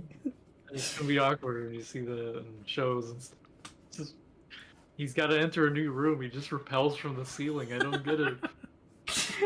But he's like in a chair and he just like repels and slides over with the chair. Yeah. Just Or just has Bugali do everything for him. yeah. Why does he have to do anything? Bugali, get me my soda. How do you do that voice so well? I practiced, I guess. Yeah. All right, I think But yeah. You got something else yeah. before we wrap up? For Fallen Order, yeah, just a tiny little bias like whip about it is the fact that Respawn Entertainment, the guys who made it, they wanted to make a bounty hunter game, and EA and DICE, or EA and Disney told them they needed to make a Jedi game. Mm-hmm. So I'm a little bitter about that. Mike, let me give you some advice. All right, friend to friend, okay, friend to friend. You gotta let go, man. You gotta. Hey just man, let I it- can like what I like, man, and I still have what I want to see, you know. You have the It can be- Mandalorian. Just hold on to that. And just... Yeah, I'm okay with it. Even though they Mandalorian's fucked great. up Boba Fett. We didn't actually talk about it. Mandalorian's great. I'll leave it at that. Yeah, You watch it. Mandalorian is a It's- solid show. We Liv saw it with They no Star encapsulate. Wars knowledge. They do 30-minute episodes perfectly. Yeah, they all feel like there's just enough in each of them to keep you wanting more. It never overstays its welcome, and it was very welcome in the Boba Fett show. Oh my god, It's the best part of that show. so sad. Boba Fett, rest in peace. All right, man. Yep. What next? What next? That's all the games, right? Yeah. That's all the Moving games. on from- Yeah. So Alright, so now on to audience stuff, right? audience stuff. There's no audience stuff. Nobody sent a question or nothing. So. Oh, shit! God! So if you're watching this as a VOD, you can leave questions in the comments or whatever. And I'll probably get back to you. No, I definitely will. And you should definitely join our Discord. And there's Or else I'll heckle you. yes, there's links for the Discord all over the place. So do that. I guess that's kind of it. Yeah. I'll wrap up by saying I like Star Wars. I don't think it likes me, and it feels bad sometimes. But I'll Please watch Andor.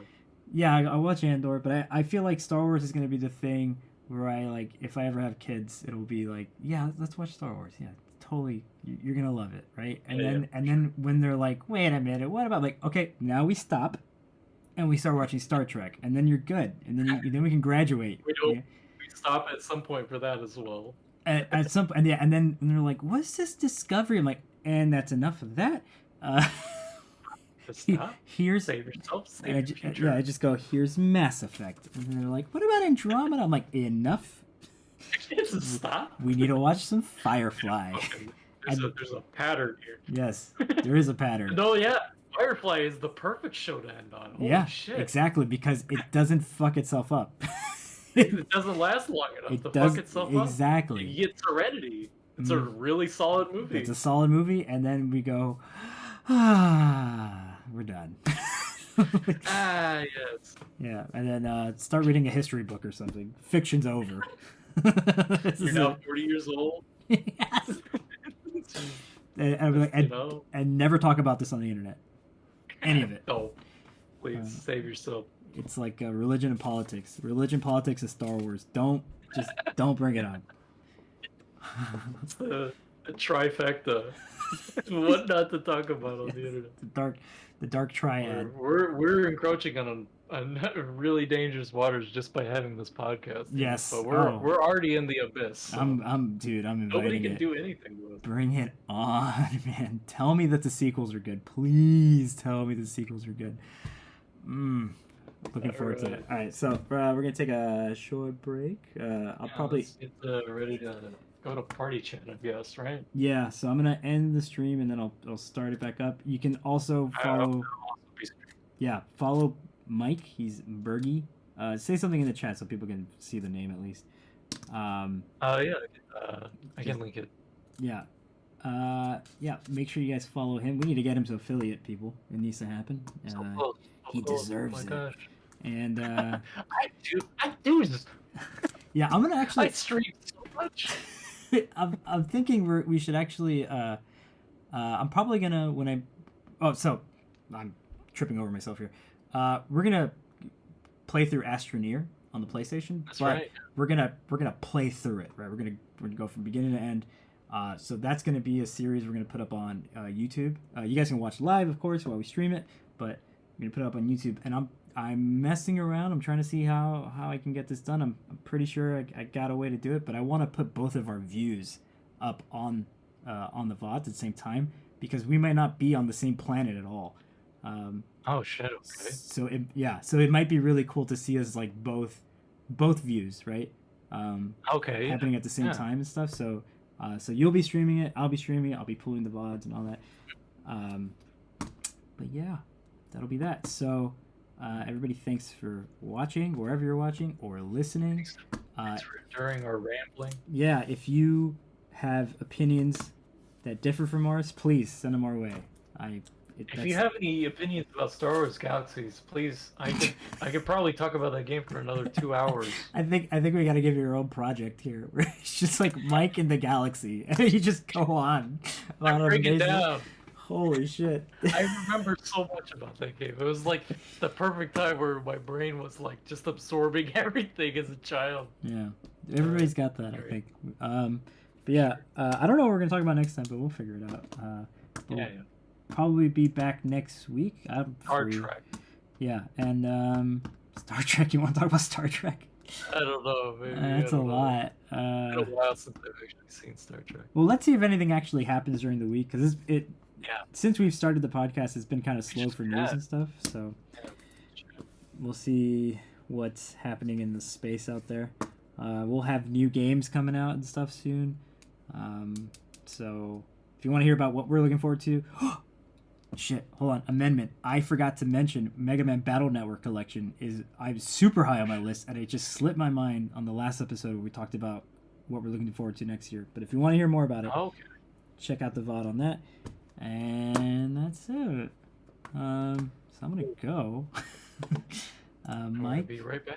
Yeah, we'll be back to entertain you, and hopefully, and astroneerize the galaxy. May the 4th be. We didn't talk about how terrible Disney is. Just stop. Just don't. Nobody do May the 4th anymore. We need to stop. As a culture, as a society. Money in it now. They do a convention. Oh, Jesus. So, just on the 4th? It's just. Hey man, it's a fucking just gotta pun. let it go. It's a pun. Does everything have to be an average? Yeah. Anyways, yeah, we need to. For my health. Monster Hunter, it should be. Okay. It's an episode 1 reference. All right. See you guys soon. Say bye, Mike. Bye-bye. Adios.